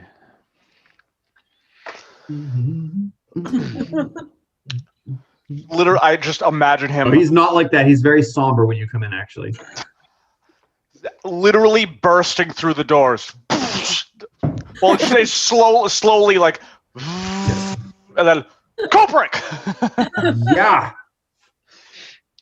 You restored Modi's eyes? Yeah. How? How did you do that? What magic did you use? Oh, it's like a restoration, like. I don't know. It's like not like a big restoration. It's like a little restoration. Do you have the capability of casting bigger restoration? Not yet. Interesting. Why? Well, I need to know your capabilities, Kubrick. Oh. Also, can you teach me it? I can try. I don't know.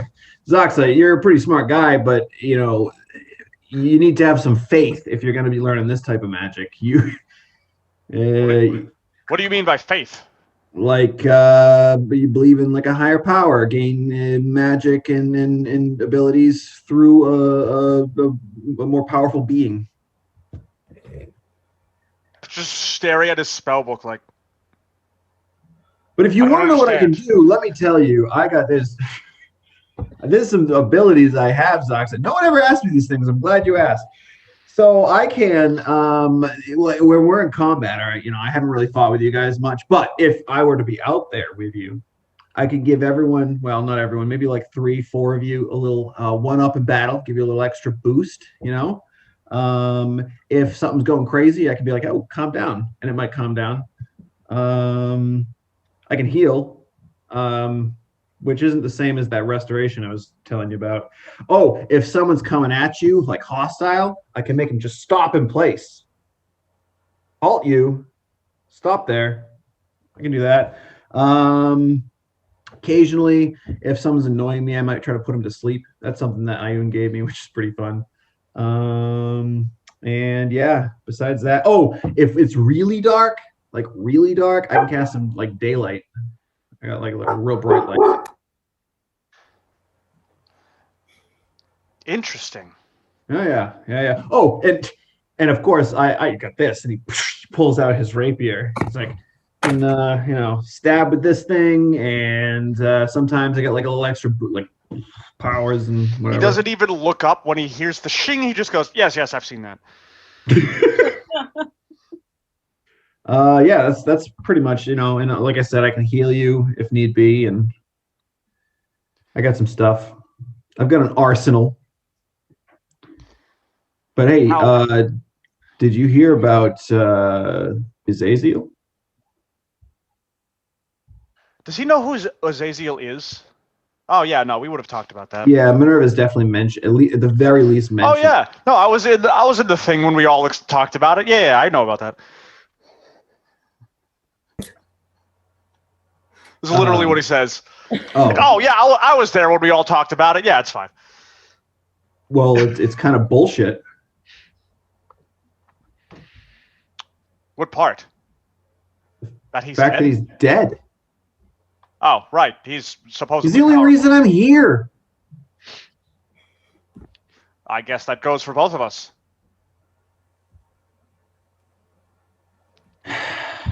Yeah, I guess. Just a waste of time. Now, you say... Now, Azazel doesn't give you these powers. It's... Oh, no, it's Ioun. No, Azazel, Ioun. he was powerful, but I don't think he's really powerful enough to bestow other power or other abilities on someone else. I don't think he can do that. But Ioun is. Well, she's the goddess of knowledge. She has much power. The goddess of knowledge? How did I not know about that? Well, I have a feeling that your planet doesn't really know too much about her, so probably grew up not knowing. Should. Yeah, she's real smart. She knows a lot of stuff. Oh, this is good information. I can bring this back to my people whenever we return. Yeah. Sure. Whatever you want to do. Hey, where's your hat, by the way? Not that I don't really, I don't really care. What? Your hat. Oh, right. I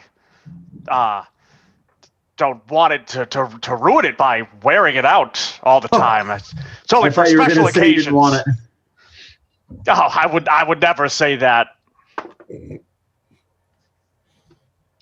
That's a 6 deception. He's just like, oh, all right, cool. Anyway.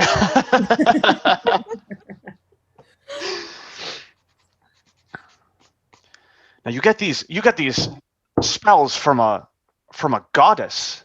Oh, we're still on this. Yes. Yep. Now, what must I do to get access to these spells? Funny you should ask. What you're gonna want to do is spend at least 2 to 5 hours kneeling at the foot of your bed and just praying to her every day. Just do it every day, and eventually she'll reach out to you.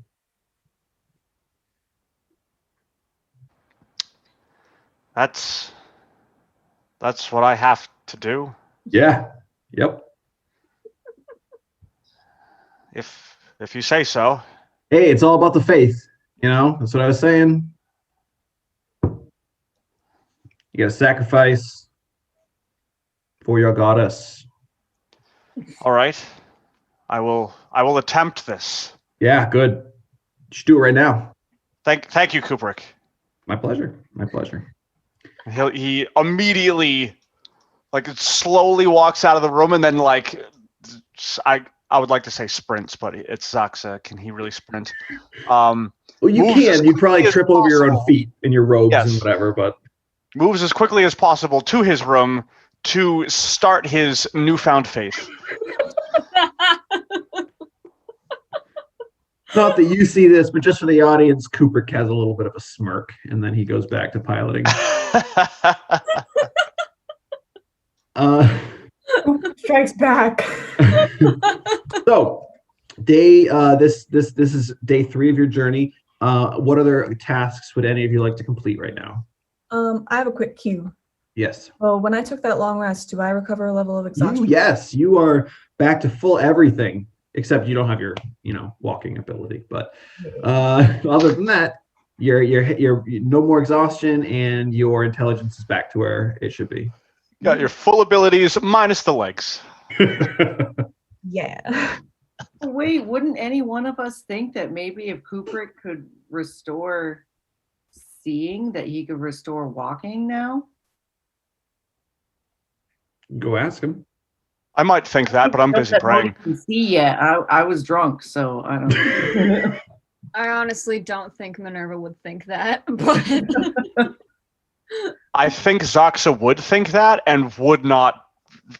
He's praying now. That's his thing. Oh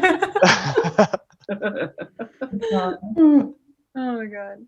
All right, I'm gonna run through each of you, just see if there's anything you want to do today. Emmy?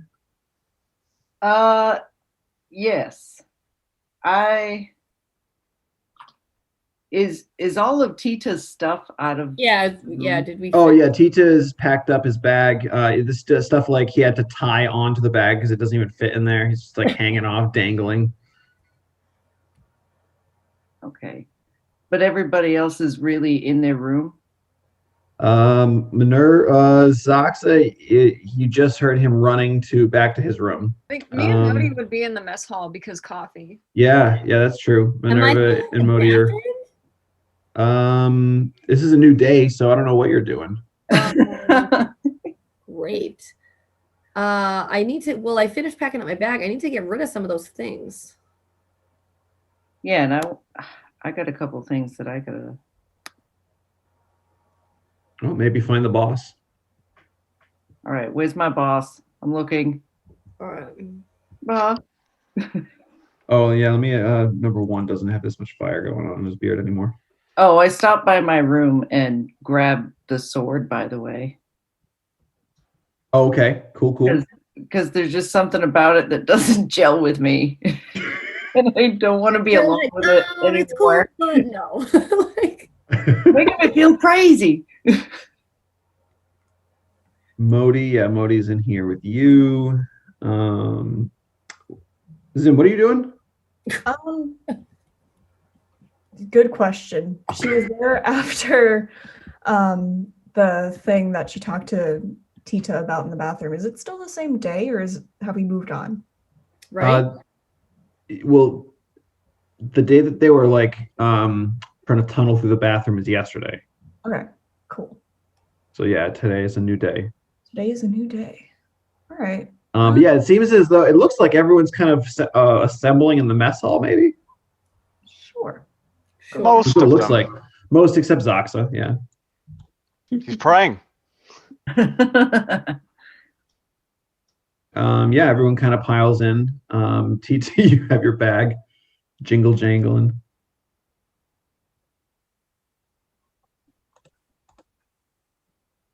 Morning, everyone. There should be some coffee still left over if you want it. I can always put another pot on if need be. Anyone need some coffee? Whoa, wait a second. Did I even notice that he can see? You can now. You can see again, my friend? Oh, yeah. Kubrick helped me out. Kubrick? Yeah. What? Surprising, but... Was it some kind of voodoo? I guess restoration magic. I don't know. I'm not complaining. I can see again. He starts making some more coffee for you guys. Kubrick comes over the loudspeaker to everyone. So just wondering if food needs to be made, or if something could be brought to me, or I don't know. I might also need to sleep at some point. I can I can bring him some food. Wait, who's cooking? Am I gonna try and cook? Emmy's cooking. Oh boy. Yeah, I'll bring in some food because I do want to check on him. So Yeah, sure. Yeah. All right. So everyone else is kind of having some breakfast, minus Zoxa, and you head over to Coop. Mm-hmm. Here's the door and looks back. Hi, boss. Kubrick, you don't have to call me that anymore. Also, here's some food. Oh, thanks. Starts eating. All right. What do you want me to call you? Just Minerva? I mean, that's easiest. All right. Sure. How are you doing? I've been better. Yeah. It's just it's hit me the wrong way. This whole Azaziel thing. Same. Yeah, I still honestly don't know if I truly believe it, but maybe that's just denial. I hope he's still around. He made some promises, and I was hoping he would deliver. Yeah, he had many things to deliver on, for sure. Why? What did he promise you?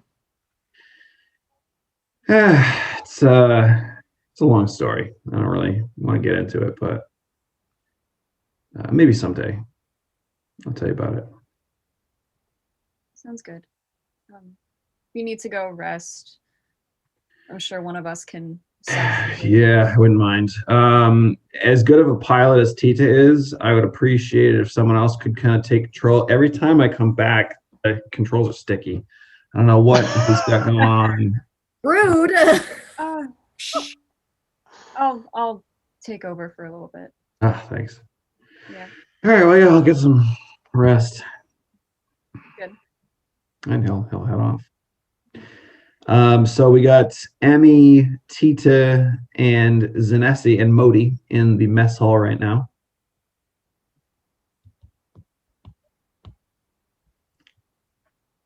I love when it's just silence. So nice in the morning. Oh. There you go. Everyone is just confused. Yeah. I confused myself. I saw myself and I was like, oh, hat. Oh. All right. Emmy's gonna take out her sword and say, speaking of silence, I might have something interesting that I was hoping to get some opinions on. And I'm gonna unsheath the sword and hold it up and say, "This is, is it gonna talk?" He's already cringing. I'm gonna be like, "What's up, Green?" Because I already got to talk. So this thing seems to be a little too smart for me. We'll put it that way. What? What do you mean? Now, I swear I'm not drunk. I'm just drinking coffee. But this thing talks to me. Ask Tita. Yeah, totally weird. Modi just looks at Zin with like is that a possibility? Can she make some kind of check and see if she might know what that is? Sure, yeah. You can make either Arcana or History. Oh boy. Your choice. Oh, baby. So that's a 16 plus 5. Ooh, 21. Nice. Okay. Which one did you choose, Arcana or History? Arcana. Arcana. Okay. Obviously you enchant things, and you're kind of dabble with magitech and whatnot. Though you have never come across a sentient magical item, you know that magic has the ability to give sentience to something. So it's certainly possible that this sword speaks and has some semblance of consciousness, but it's highly unlikely. Mm. Yeah, so she'll probably give you a Modi a look back like, could be. Right. Leave it to me to find the talking sword that nobody knows what to do with. What does it say to you? It's usually just a very persnickety sword. Yes. A lot of forest creatures don't like it. Oh, that's I get. Well, what do you want to do with it? I guess if it's talking, then we just leave it in. Does it talk when it's not sheathed, or when it is sheathed?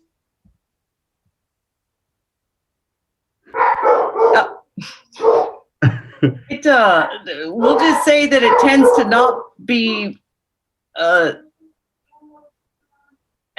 don't think it likes me, if that's even possible for a weapon to do. I know that my fists like me, and I don't really know what to do with this. Do you usually use a sword in combat? I mean, I could, but it's not necessarily my strong suit. Well, I know that Minerva uses swords around that size. Maybe she could deal with it. I don't know. Maybe have Zoxa take a look at it. He's got that. He can identify things. You might be able to look at it.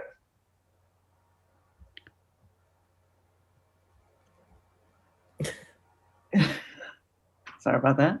Yeah, he's been weird lately. He's been real busy. I don't know. He's locking himself in his room like 24/7. But he is a curious creature. Yeah, I guess I'll go ask him. Mm-hmm. Yeah, so you can you head out and you head to Zox's room. Sure. I'm gonna go knock on his door.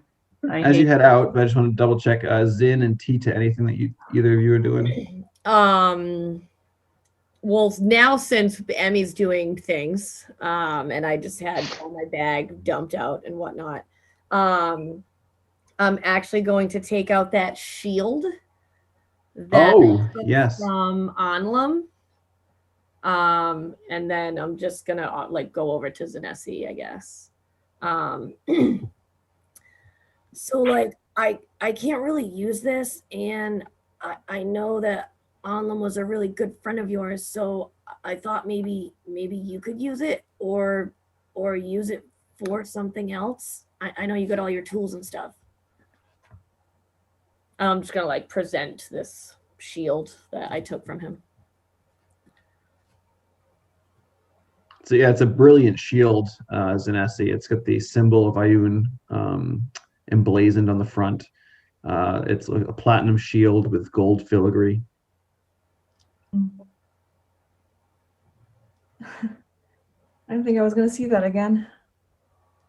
I've been carrying it for a while. I've been meaning to give it to you. I feel like we're never alone, so I don't really think about it, but I thought you should have it. Thanks. She'll grab it. She doesn't really have a place to put it right now, but maybe find a way to have it behind her or something. Turtle shell it. Yeah, turtle shell it. There you go. Yeah. Just turtle shell it. Yeah. There you go. Relevant after all. All right. Tita, actually, I know we're about to fight, maybe, or something. And I know you're not a big weapon fighter, but I can infuse something if you want me to. I know you have your like ninja star things. I can make it so those can come back to you if you want. I'm so excited. Yeah, so it's up to you, but if you want. Yeah, that'd be really cool. Thanks. Do you want them now, or I could just go leave them in your room or something? I mean, if you have them on you, you can. Yeah, I'll take them out of my bag. So I believe how it works is you can enchant one item. So if it was Minerva's crossbow, you'd enchant the crossbow, and then it's a repeating. With her, it would be enchant one of those things, and then when she throws it, it just appears back in her hand, and she can throw it again. So. All right, so I will, out of all of those things that I have from, because I have like the darts and the knives and like all that stuff that I bought. Just take the bag. No, I'm gonna give her one of my like original shurikens. Oh, okay. One of like the OG shurikens. Nice. Fantastic. So I will hand that over to you. And how does that work, Kayla? Or give me a hot second. One. Thank you, Michael. No problem. Oh my God, that was the best one. That's so funny. Let's see. I believe it's just an action, right? Yeah. Or just and you essentially just take the thing, you just kind of put your hand over it, you can infuse it, with that energy. So now, is there a way for me to know, does anything happen to it physically that I know that like that's the one? I mean, all of my shurikens I think look a little bit different, so like I'll know that it's that one, but is there any like marking or anything that like no, it's more like when you throw it, it will just come back, and if you throw one that's not it won't come back. No, I just didn't know if it was gonna like that wasn't it. That wasn't it. Oh, that wasn't it. Oh, that wasn't it. So now the +1 bonus to attack. And damage, right? Mm-hmm. And damage roll. And it returns immediately after it's used. So what? +1 to attack and +1 damage? Mm-hmm. Sweet. All right, I will humbly take that back and put it in my bag. And then I will refill my coffee and bid you adieu. Emmy, you make your way over to Zox's door. I'm gonna knock on it, if so gently. I'll open the door. Emmy? My friend, I'm sorry to bother you so early. You seemed very in-depth. Oh, well, Kubrick has taught me all about Ioun and how to get spells like his. I need to pray. It's very boring. I hate it, but it's worth it. I'm gonna put my hand on his shoulder gently so he doesn't get scared. Just gonna say, well, I'm glad you found something to get you excited. Nice to see you enthusiastic. Question though. I found this weird thing. I was wondering if you might be able to tell me anything about it. I really, the risk of sounding weird, let's just get down to it. It talks to me and I don't think it likes me. I'm gonna present him with the sword and see if he'll hold it. Just slowly take it. It's like, well, it wouldn't be the weirdest thing I've heard. And he'll sit down and start identifying. You have to unsheath it to identify it. Well, then I will unsheath it. Okay. And as you do, you just identify. hear in the back of your mind, "Ugh."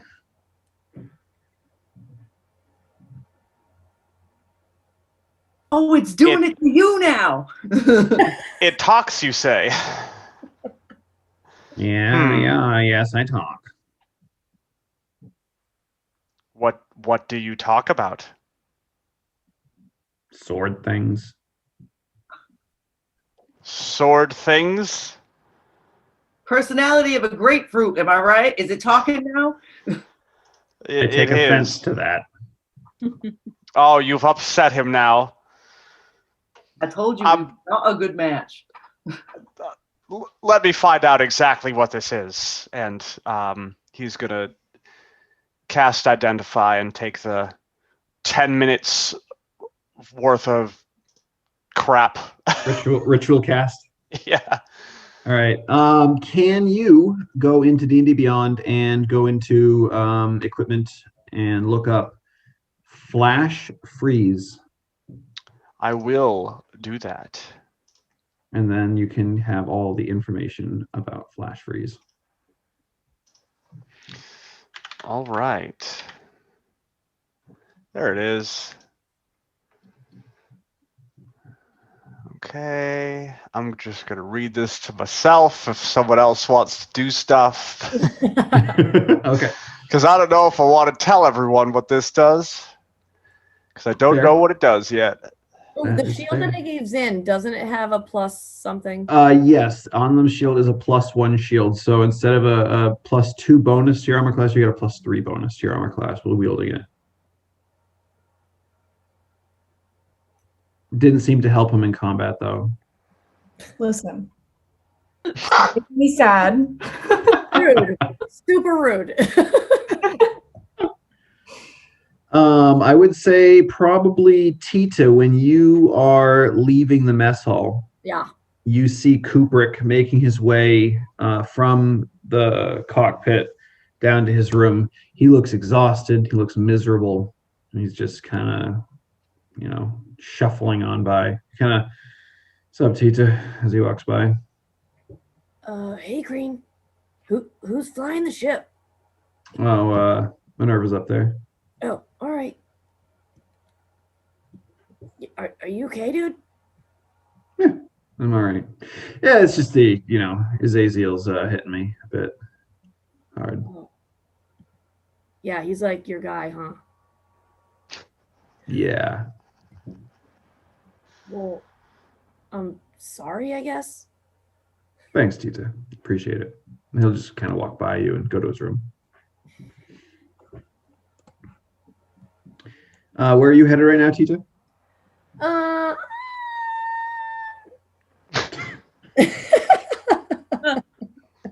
high-pitched squeal, always necessary. A mouse pit, of course. Yeah. Oh, wait, is my new bomb done and ready? You just have to do that little piece of it. What? Oh, then I'm gonna go do that. Oh, okay. Well, wait, do I need Emmy for that? It's much easier with her help. Ugh, so I guess I'm gonna go get her then. All right. But at this point, I'm just. Or I will look for her, I guess, because do I know that she went to Zaka's room? Probably not. So I'll probably No, you were in the mess. You know she went there. She pulled the sword out. Well, then I will go to Zaka's room then to try to retrieve her. Yeah. Yeah, you head there. The door is kind of ajar when you get there. Is she still waiting outside? Yeah, what's happening? Nobody told me otherwise, so I'm really just standing there like. Yeah, so Emmy's just standing outside the door, Tito, when you get there. What are you doing? I don't know. Well, if you're free, I could really use your help finishing up my bomb. If we finish it, we can use it. Oh. I'm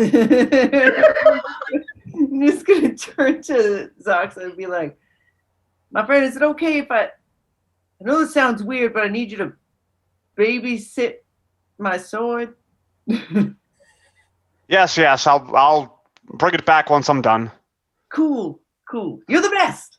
Around. Gonna keep you down. And then she trail. Oh, God. The two of you make your way back to the broken bathroom. Yeah. And continue working. You can make another. If you will. Yeah. If you're going to be allotting a little bit of time, you can make another Dex plus proficiency bonus check for your glass blowers tools. Oh, me? Okay. At advantage with Emmy's help.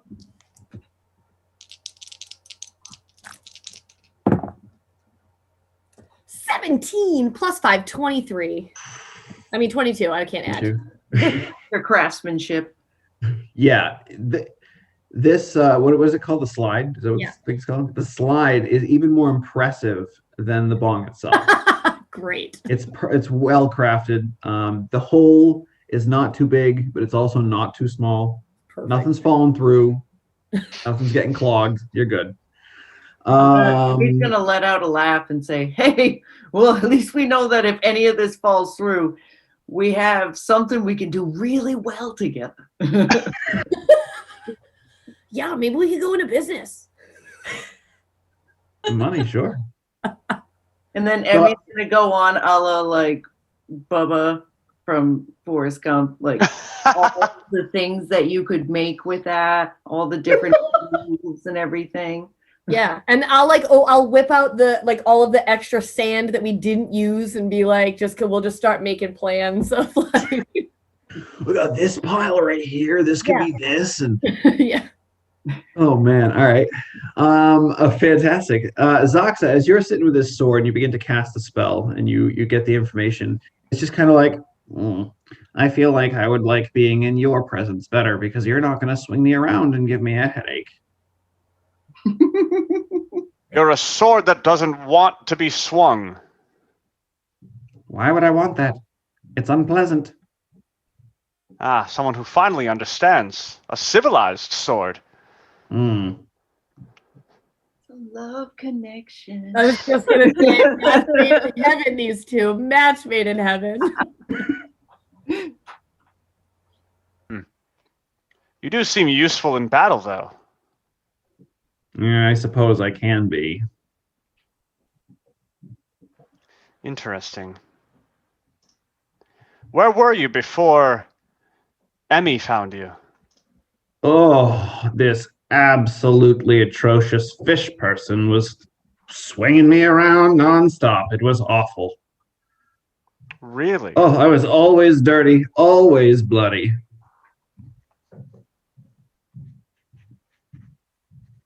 Tell me more. I feel like if, you were to watch over me, that maybe you'd keep me clean.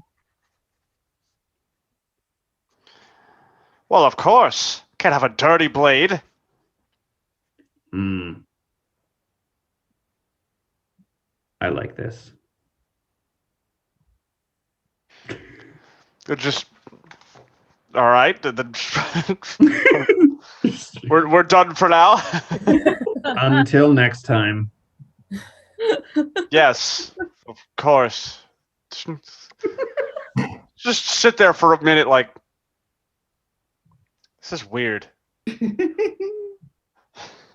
Just put it in the big bag he has. That'll just stay there for a bit. Zanesi, anything you would like to work on? She has a slight problem because she wants to work on that laser thing, the gun that she was making, but that's all the way down there and she needs somebody to help her get down there. So you're like, hey, you could probably start like the basic construction of the gun upstairs. That's and true. Then once the basic part of it is complete, you can do the mounting. Yeah. Where would she go to do that? The engine room is pretty large. Yeah. I feel like there's probably tables and stuff you could kind of move around and make a workshop. Or you can just push a bunch of the armor stuff off in the armory and use one of the tables in there. Oh, she'll hang out in here. She doesn't want to be in the armory because that's where one was the first day. She doesn't want to do that. Usually where he hangs out, yeah. She's good where she is. That's her space. What time of day is it right now? I would say it's you hitting like late morning. Oh, actually, no. You guys you were glass blowing and whatnot. It's probably like 2. Oh, I was just gonna ask if it was like not late because I was gonna continue my tunnel things while we were doing the class. Great. Yep. Give me another athletics check. You all begin to hear that familiar multitasking. Yeah. What am I doing? Athletics. 15 plus 19. 19. Yeah, just a tunneling machine. Zin, you begin especially since you're in the engine room. How far do I even need to go? Like, what? Well, it's solid metal, so I feel like it's gonna take some time. Ooh, while I'm doing that, I'm gonna do a couple and then remember that she told me I shouldn't do that without her. So I'm actually gonna buzz her on the little thing. Okay. Oh, hey Zin. Yes. Are you busy right now? A little bit, yeah. What's up? Oh, all right, never mind. I was just gonna ask if you could come make sure I wasn't gonna break stuff in the bathroom again. Yeah, I appreciate that.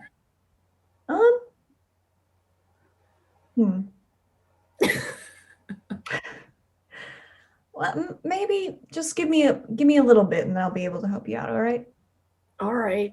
Okay, I will cease and desist my digging for the moment until she arrives. I assume then that you're just gonna sit down where you are and start smoking. Yeah, sure. I just figured as much. Obviously, I will offer that to Emmy as well. Oh, Emmy's. Is Emmy with? Oh, yeah, she is because you were just doing the. Yeah, the we were glass just. blowing, She was yeah. bubblegum shrimping me about all the. Water bongs. So Minerva, some time passes, and you've been at the helm for a while now, piloting. What are you doing while you're there? Just kind of alone.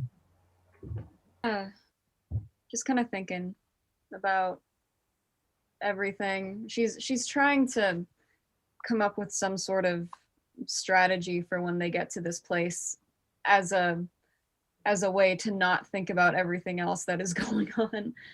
But how many days out are we from reaching the location? You have 2 full days plus whatever's left of this day. Okay. All right. Cool. So yeah, she's just thinking, just looking out at the stars, trying to see if she can calm down a little bit. Okay. Zanesi, as you are starting to work on the basic, the main structure of this cannon, I would like for you have Tinker's tools, right? Yes. Okay. I'd like you to use the Tinker's tool proficiency bonus and your intelligence modifier to see if you can get this structure put together properly. Oh no. Oh man. Okay, hold on. Sounds like it's going well. Yeah. So proficiency bonus plus what? Your intelligence modifier. It's intelligence. Okay. All right. Hold on.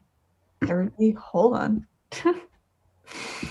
So that is a 9 plus 3 plus 2, so 14. 14. Yeah. Okay.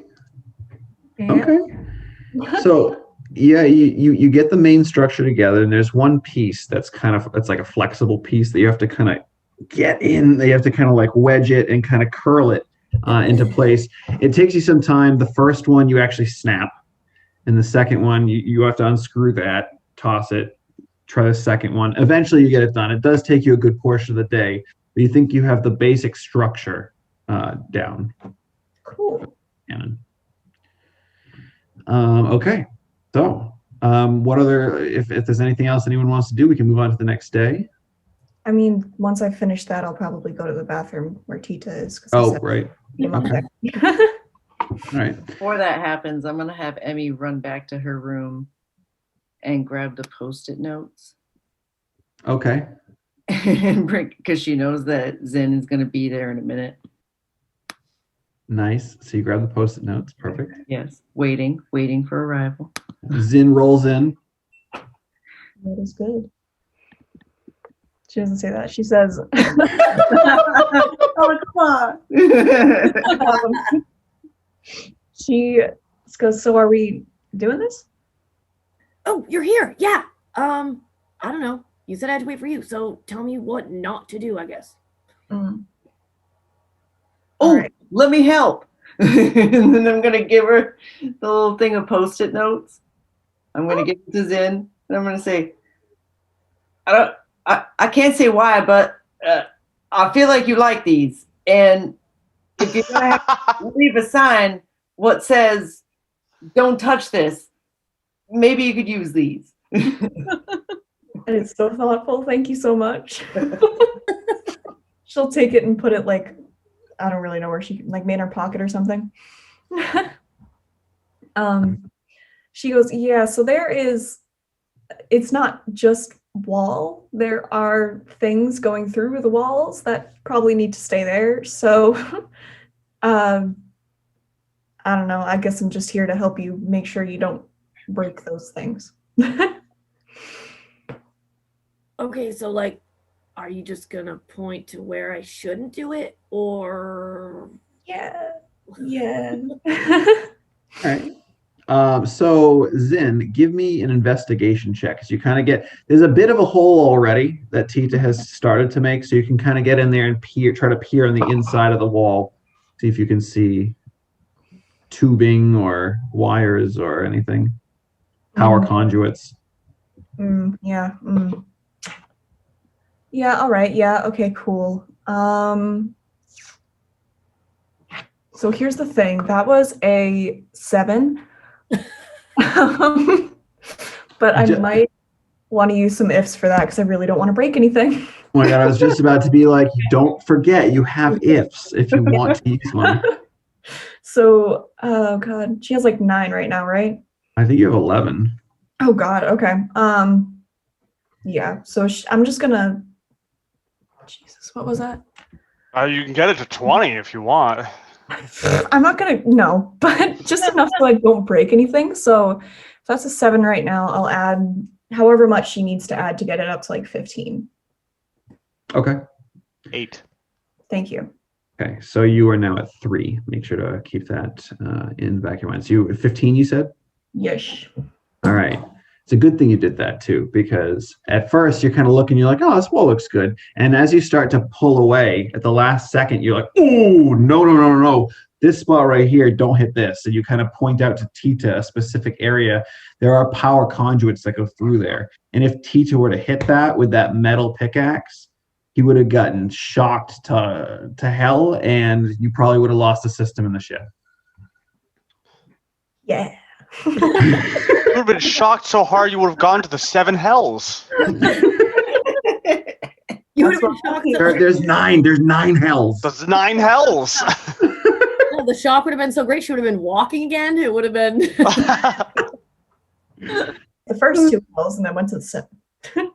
Yeah, so you can role play that however you want, but yeah, you definitely see the power conduit. So yeah. So, wait, so I'm not doing anything. I'm just waiting. She's checking it out. So I haven't done. Just I'm just surveying the area. I've got the ready to like.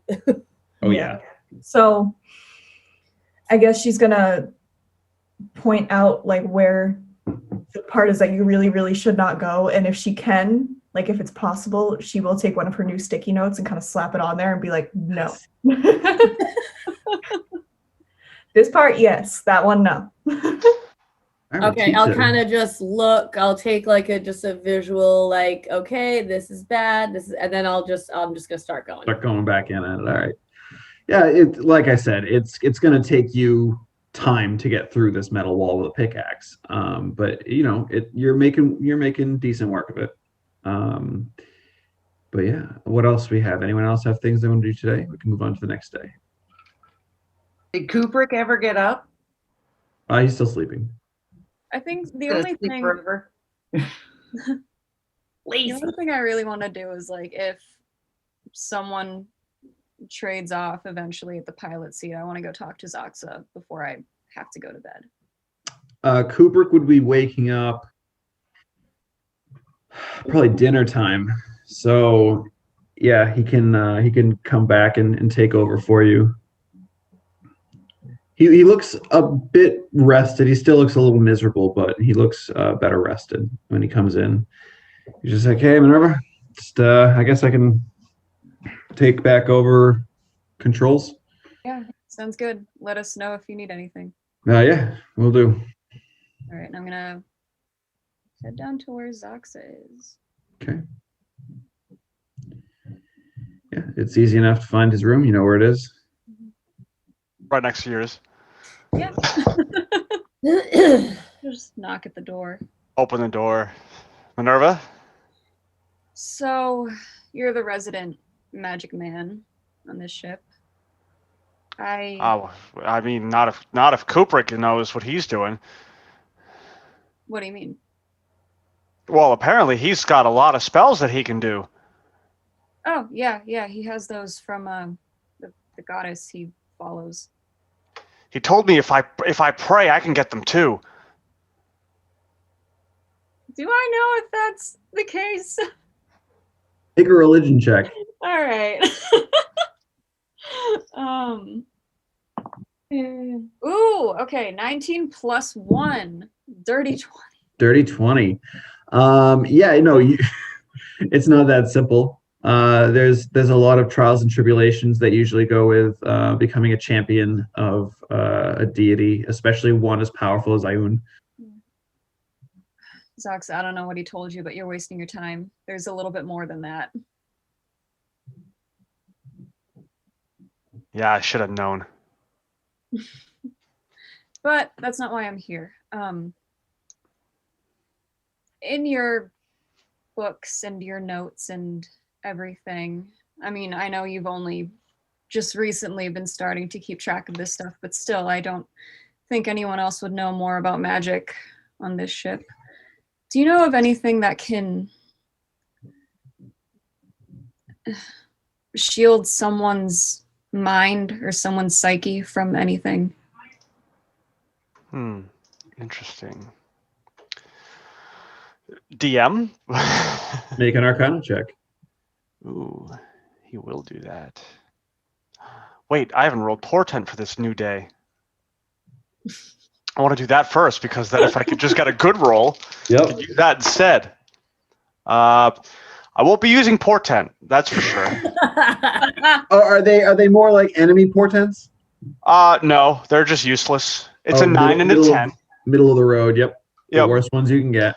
Perfect. So yeah, I'll be rolling Arcana by myself.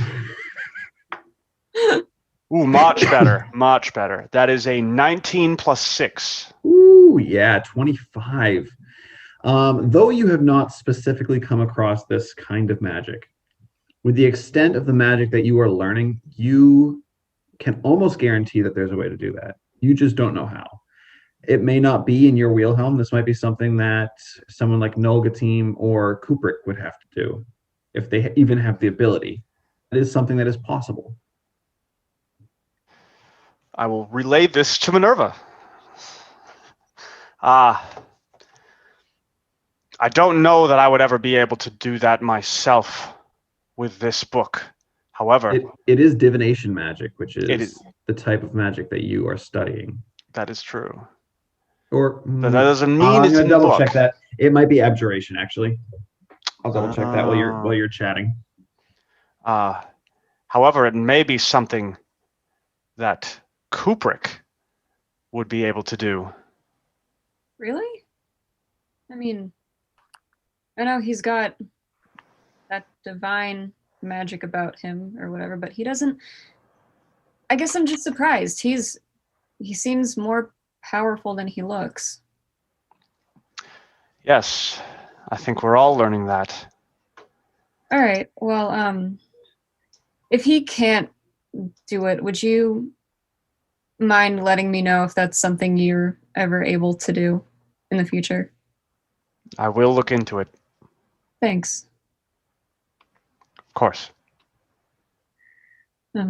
Sorry to be harsh about the praying thing. I know you seemed a little excited about it, but it's, in my experience, it doesn't really go anywhere. Well, as I Kubrick told me, I was just trying to have faith. I mean, I'm sure there are other ways you can do that. I'm sure. I mean, I don't know. Maybe it's not a bad thing to do. Maybe Ayun would listen. So I don't think it's a bad thing to do. Just it might not have immediate results. Can I interject real quick? Yes. It is abjuration. It was not divination. It blocks divination magic. And fantastic. I was absolutely wrong. It is not a Kubrick and Nova team thing. This would be a you thing. Me? Yep. Oh. Well then, I suppose I'd change my answer then to that instead. Oh, by the way, it's called non-detection. It's called non-detection. Interesting. Let me look at that real quick. Is that a thing that I can already do? It's a level 3 spell. It is a thing that I can already do. If you can find it, purchase it, and put it in your book, then you can cast it every day on Minerva. According to this, it's already in my spell book. There you go. Then you got it. So let's bring that back a second. Let's retcon here. Yeah. Redo the entire scene, people, from the top. And cut. We're gonna start again from the beginning. Everyone has new lines. And clearly, this isn't staged, people. I might have something in my book for that. And just starts flipping through the pages.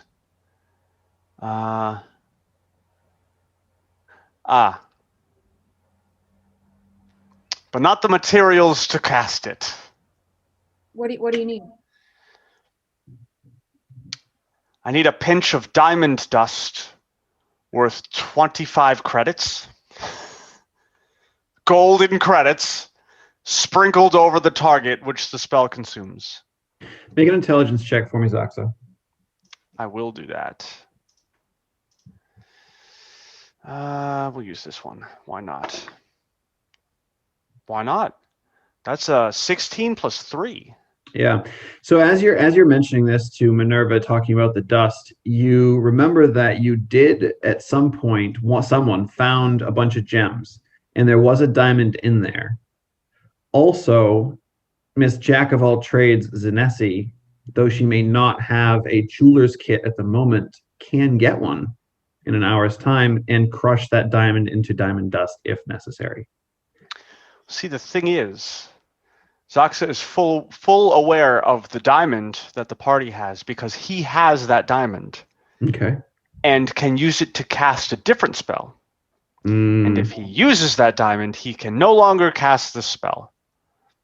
What is the... Oh, yeah. I know which one. It's a spell that actually saved his life. I could be wrong, but I think you've had that one for a little bit, and another one was found underwater with all the other gems that were... Yeah, but do located. I still have that other one? I think that's the one that you gave to Zaxa originally. What? I don't know. If it's in your inventory, you have it. If it's not... to anyone because... No, I don't think... I think he still has that one, and when we underwater, the gems we had, that was the diamond that I took. Ah, okay. Because I've only used chromatic orb once, and that was with the big thing that bit me. Yep. So yeah, if you obviously you need yours, but if you could get your hands on the one that Tita has, you could probably bust that down into dust with some help from Zanesi and do what Minerva needs you to do. And I let her know all of these things. Okay. Oh, well. Every spell in this book comes with materials it needs. The earlier ones, yeah, I usually have around, but the stronger ones need stronger materials. No, and that makes sense. I don't know if I would want to waste someone else's diamond on that, you know. But... Especially since the spell only works once when you cast it. It works for 8 hours. 8 hours. Yeah, so let's say if it's something that would be needed on a potentially nightly basis. We don't have enough diamonds for that, and I don't want to waste anyone's diamond anyway. Why are you looking for this?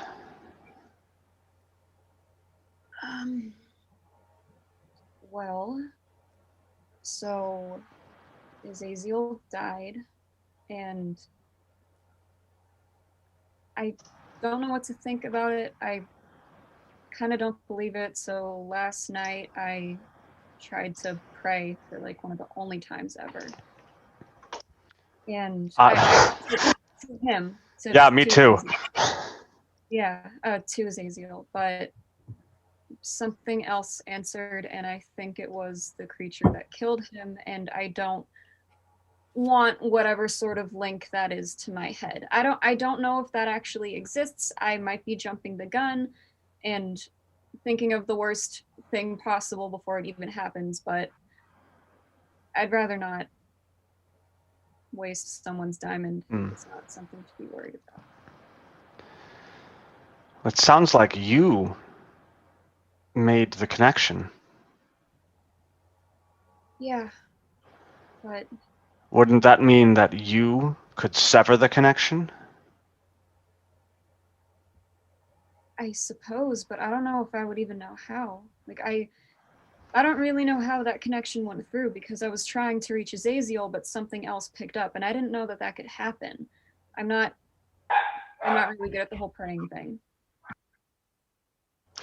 I could try. I think that would be your best bet. I don't know what else there is to do. All right, well, I'll see what happens tonight, and if it actually is an issue and I'm not just worrying about it for no reason, I guess we'll have to find some diamonds somewhere. I'll keep studying. There might be another way. Oh, thanks. I'd appreciate that. Well, good night. All right. Anything else this evening? We move on to the next day. That's it. Okay. Next day comes. No crazy dreams. Minerva, you are not contacted. You get a full night's rest. And yeah, next morning comes. And I just want to, if you have tasks you want to do, just let me know what it is. We'll roll for it and see if we can get it done. And anyone have anything you'd like to work on? I'd definitely like to work on the cannon a little bit more. Yeah, absolutely. So at this point, you need to get the circuit board inside, assembled and like all soldered and whatnot. So this is going to take it's really, really fine, detailed work. I'm going to need your Tinkerer's Tool proficiency bonus plus your dexterity modifier. Oh boy. No, that's not one. Ooh, all right. Yeah. So you get the circuit board almost fully in there, like fully completed. You just have one soldering section left to go, and as you're soldering it, it catches like fire, and you're like, oh shoot, and you try to like put it out, but then as you touch the thing to try to like smack the fire out, you get shocked, and you're like, I'm gonna take 1 point of lightning damage. The slight little and then the circuit board, as you pull back, falls off and just shatters. Yeah. Full day's work unfortunately lost. Woo! Well, great. Awesome. Well, better luck next time. Tita, anything for you? Just keep working on your hole. My thing is all finished now, yeah. Your bong is finished, yeah. I will Actually, I'm gonna go. If Zox is in his room, I'm gonna go over to Zox's room, I guess. Sure. Damn. All the visitors. So popular today, So Zoxa. popular. I finally got rid of that shield, and now I'm going to also get rid of that very, very heavy garment that I've been carrying. Oh, that really light robe. Because when we were in the thing, right, he told me what that was. He already did all the... I believe so. I believe it was mentioned what it does. So I am... he's in there? Are you doing anything? Oh yeah, I'm researching more of my spells. All right, so I will knock on the door. I will be polite. Knock on the door first. The door opens. Tita. Hey, so remember you? I'm just gonna hold it up, like out of the it's all probably wrinkled and looks like crap. It's been shoved in the bag. You're holding it. It's just a ball of cloth. It's just a ball of cloak.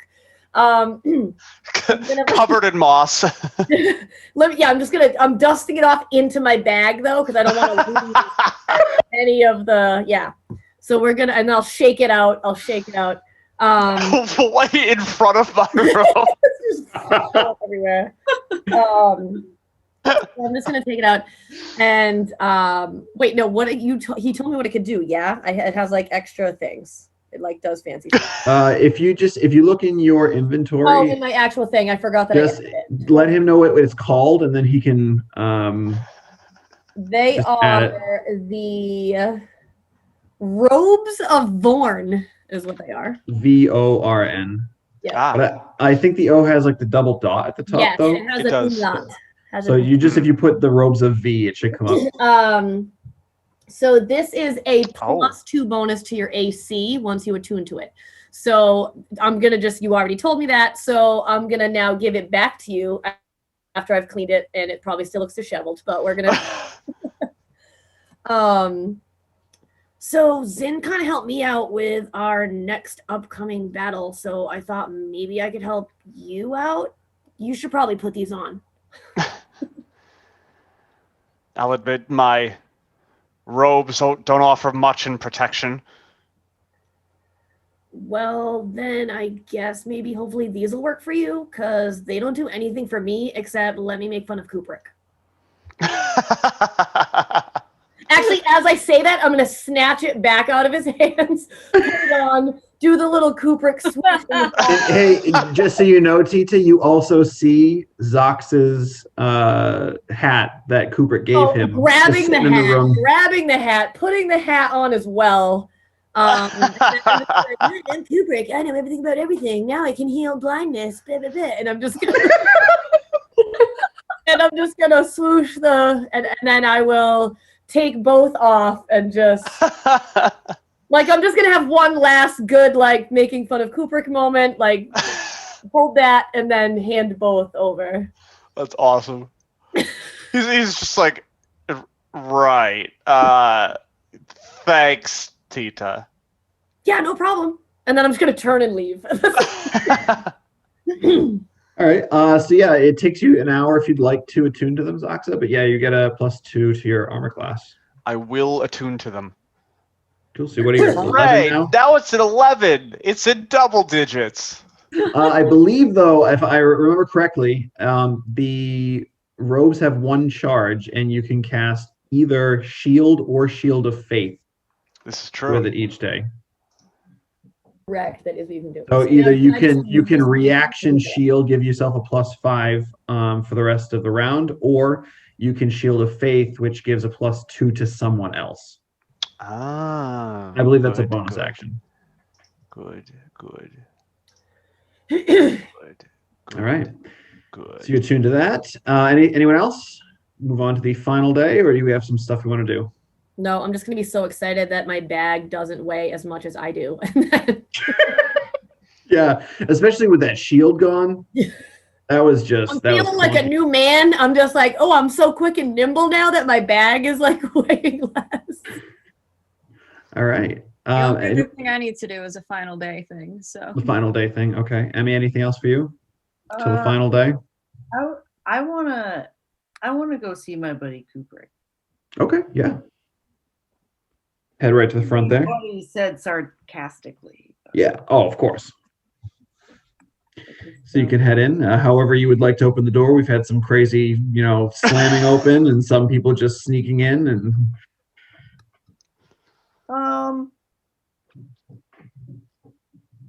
no, I'm just going to let the door rise and present myself. I'll be posing so you won't care at all. And then I'm going to slink into the room. He kind of looks back. Oh, hey, Emmy. Oh, good day, my friend. I think this is the first time I've seen you in the cockpit. Does it bother you? Nope. In fact, I gotta say, you were given some good commands during that battle, helping us out. Some of those came in clutch. Well, flattery. Clutch isn't a word that he would know. My friend. Oh, I'm gonna pull out the bottle that I clearly had with me. If it's midday, I would suppose she was already drinking. Oh, yeah, I would assume. Going to offer it. He'll look over and I'll take the bottle. Just take a little swig, hand it back. Drinking and driving. Kids don't drink and drive. Don't be a Kubrick. Are you saying kids? Kids and adults. Everyone. Don't drink it. Everybody. Kids don't drink. Adults PSA, don't drink and public drive. service announcement of the day. Okay, yeah, so he's just kind of sitting there quiet, drinking with you. You did some mighty fine piloting. Thank you. Thank you. Yeah, there was some close calls. Oh, speaking of which, we gotta fix the ship. The hull's got some damage, and that gun's useless. No, I don't have my Manny anymore. I can't help you. Well, we got a Zin. We do have a Zin. We're down a Manny, up a Zin. She's pretty good. While you guys were underwater, we got a lot of stuff done. Definitely useful. You seem to be quite an optimist. Yeah, I can be. Why? Just saying, it doesn't seem like you would be. You didn't seem like an optimist when we first met. Well, I believe when we first.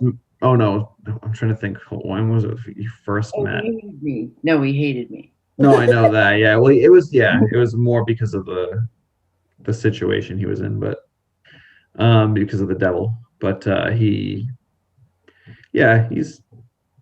seems all right with you now. I feel like dancing at the bar really kind of, broke that tension. Gross.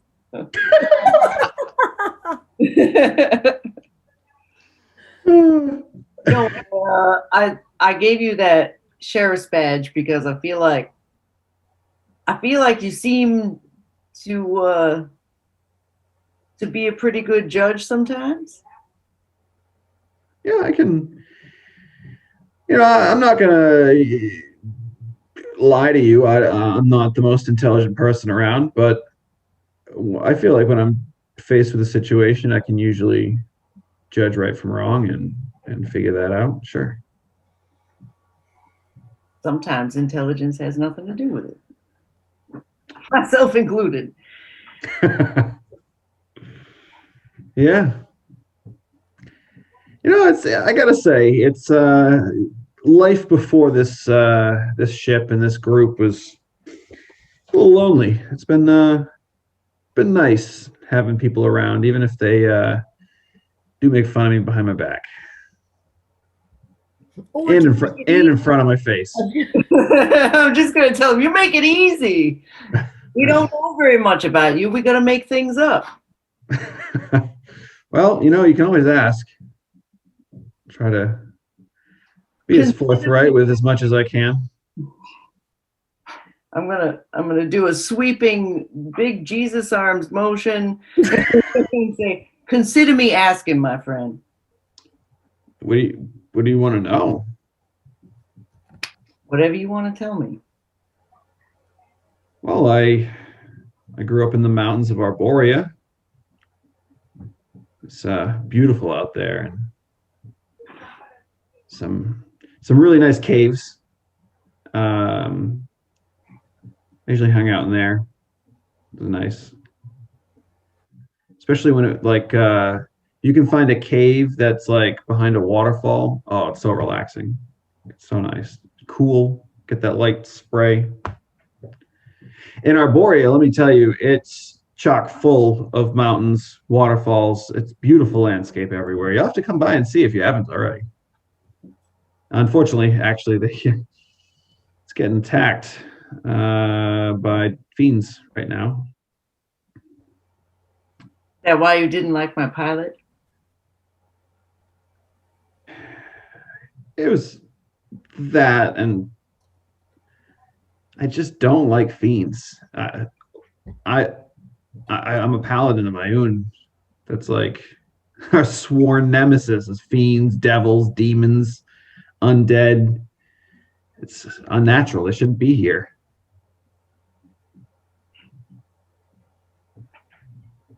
See, are we still passing the booth? Oh yeah, for sure. Right. I don't really know where to go with this. I feel like he's a little too charming and it's bothering me. Hey, this is what happens when your charisma is matched by his. What's your charisma score? My charisma? Yeah, the whole score. 16? Well, yeah, I don't know what you mean by full score. I'm sorry. Well, because there's a score and a bonus. The score is like probably between 10 and like 18 or something, and then the bonus would be. Oh, that was my highest one. Bonus is 3. Yeah. Oh, so it is a 16. Yeah. Yeah. So you and Kubrick have the same charisma. So the two of you are, as much as you may hate the level of charisma of the other person, there's just So if Kubrick has a 16 in charisma, mm-hmm. Why is it that everyone hates him? That's a good question. I don't know. That does not add up. Maybe the charisma score isn't in his personality and it's in his looks, possibly. He doesn't have the intelligence there either. So arrogant, very. I'm gonna end that whole scene with just Emmy going, like crossing her arms and just sitting in the other chair next to him and like looking off into space. Looking off into space. Yeah, and as you do, you begin to see in the far distance some very small ships beginning to make their way toward you. Very far away, very, very far away. But yeah, you notice. Kubrick eventually notices as well, and he kind of stares out, but at this distance can't make out what they are. But yeah, as they begin to approach, that's where we're going to end for the evening, and we will pick up next time as the ship is going to have some visitors. So fantastic! I hope you all enjoyed today. Definitely check out Adventures of Plonk. It's airing on March 3rd. It's a Wednesday, 7 p.m. And then we're not going to be airing anything this Monday. Our new day is going to be Friday, like I mentioned in the beginning, 7 p.m. on Fridays. I think that hopefully that was more convenient for more people. And also, if you get a chance, hop over to our Discord and take our little survey as to which emote you would like to see first. We've got a little list of them for you to choose from. So yeah, and Sarah's going to be sketching them all out. So can't wait to see what we got. So yeah, definitely check that out, and we will see you next week. Thanks so much. Have a great night.